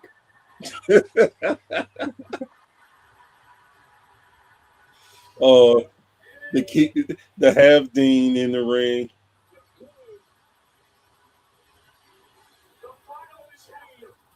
Yeah, but I think, Bear, like I was saying earlier, I just think most people will know him for John Moxley and not Dean anymore. Yeah, I can see that. Yeah. Like he legit separated himself very well from that character. Yeah, no, you're 100% right. But Dean still, had hair. But that was what it was for, though. No, 100%, right? But Dean had hair and he didn't have the physique he has now. Now, what is he going to do now? Seth or Roman? Seth. I don't know. You can look at Seth Rollins as like a Becky Lynch. Like, what's left for him to do? Becky, what Becky needs to do, they need to move her to SmackDown and get that U.S. title heated, like she did with the Intercontinental. Yeah. Well, that was SummerSlam, ladies and gentlemen. That is the end of SummerSlam. Yes, sir. So what did y'all think of night two? Definitely night two was better than night one. Oh, 100%. Like I said, I had nothing against night one. I think night one did what night one was supposed to do. Yeah. And be the prelim and the warm up for this show. And I think basically everything we got, it was it was very similar to me to what night two of WrestleMania was. It's funny you say that because I was going to say the same thing. And here's the for me, here's the problem. You're doing these two nights when you could easily do one spectacular night and make these mean more. That's No true. disagreement here, man, but this is why we are in the TKO era. Yep. Yep. Man, TKO then is in this boy just screwing everything up. Well, I mean, I think it's a bunch of things all working together, working well together to make all the issues. But at the end of the day, attendance, lack of people spending money is not necessarily the wheelhouse of the writers or the bookers. I mean, they're playing their role too. But like I Yeah. said, we've been through some worse times in terms of booking and writing, and every stadium was full because tickets were reasonable. Well, I think it's the evolution of wrestling. We always go through flows. You're gonna have your up moments. You're gonna have your down moments. You're gonna have, and I think now, just truthfully, I think this is the era of independence. I think the independents are more hotter. They're delivering on a way different level than the bigger product is. And Yeah. and I think we're gonna ride that flow for a while. Mm-hmm. No, it's ebb and flows, man. That's the one thing, a beautiful thing about professional wrestling is we live in ebbs and flows. It's like wrestling is a roller coaster that never stops. Yeah. Straight track is straight track, but then it has its ups and downs and loop-de-loops, and here we go again. That is true. It's a continuous cycle, man. Definitely. Well, fellas, I appreciate you all coming on and being on the first episode of the Kickback. Before we get up out of here, like we always do, Professor Bear, anything you wanted to plug or any shout outs? As always, I definitely got to shout out all the fans that support us, that actually love listening to our takes on it. And I think I can speak for both of y'all when I say this.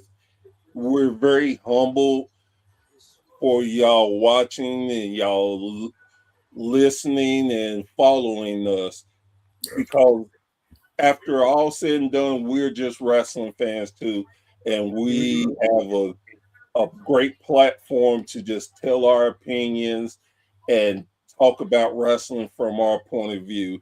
So again, thank y'all so very much for that.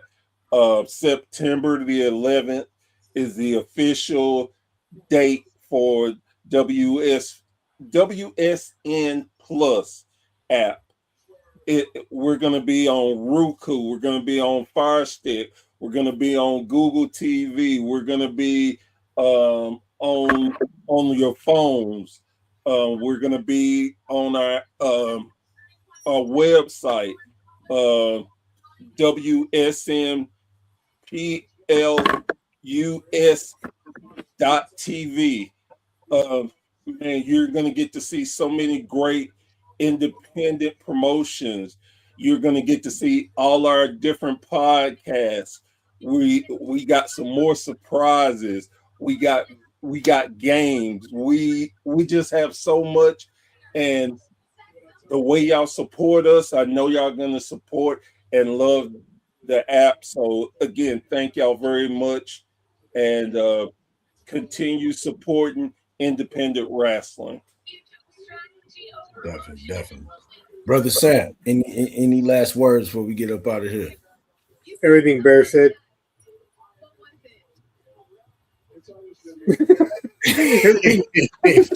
We just simple, baby.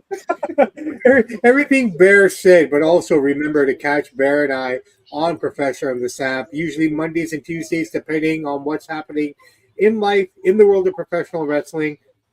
But Mondays or Tuesdays are the days that we're out. Also, you can catch me with my other best partner in crime, Mr. Chance Michaels, as we do Samp and Chance, which is more of looking behind the stage and everything else, where Professor and I, we talk about more what we saw on TV and kind of leave it there, right? But WSN, like Bear said, September 11th, amazing stuff coming. So many different platforms to entertain you on. So there's no excuse for you not to have it. And all the content and everything else that Bear's been talking about, I couldn't put it any better. All three of us are on there. So yeah, WSN, Professor and the Samp and Chance, Mike D from the 3-1 motherfucking 3. Here we go. Yeah, before I get up out of here, yeah, just go on Google, Yahoo, put in Wrestling from the 313. You'll see all of my content and stuff. Got an episode of Wrestling from the 313 coming this Tuesday. And yeah, I definitely want to do more episodes of the 313 Kickback. So stay tuned. Haven't really locked down a date because I want to do like different days and cover like different shows instead of just doing one. So that's kind of the thing that I'm kind of going back and forth with. But other than that, the Kickback will definitely be back. And yeah, just tune in to WSN and all the good stuff we got coming there, and just enjoy pro wrestling, man. All this stuff that people are always trying to make this political, like, stop it, man. Just enjoy it. If you don't like it, stop watching it. Yeah, that's all it is, you know.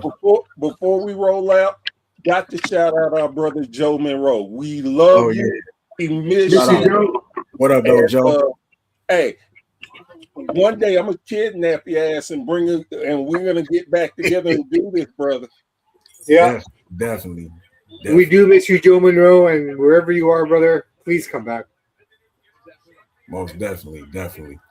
So for my guests, my WSN fam, brother Samp from the Samp and Chance podcast and the Professor in the Samp podcast, and for the Hall of Famer, the co-CEO of WSN, the host of Bear Thoughts and the co-host of Professor in the Samp, he's Professor Bear.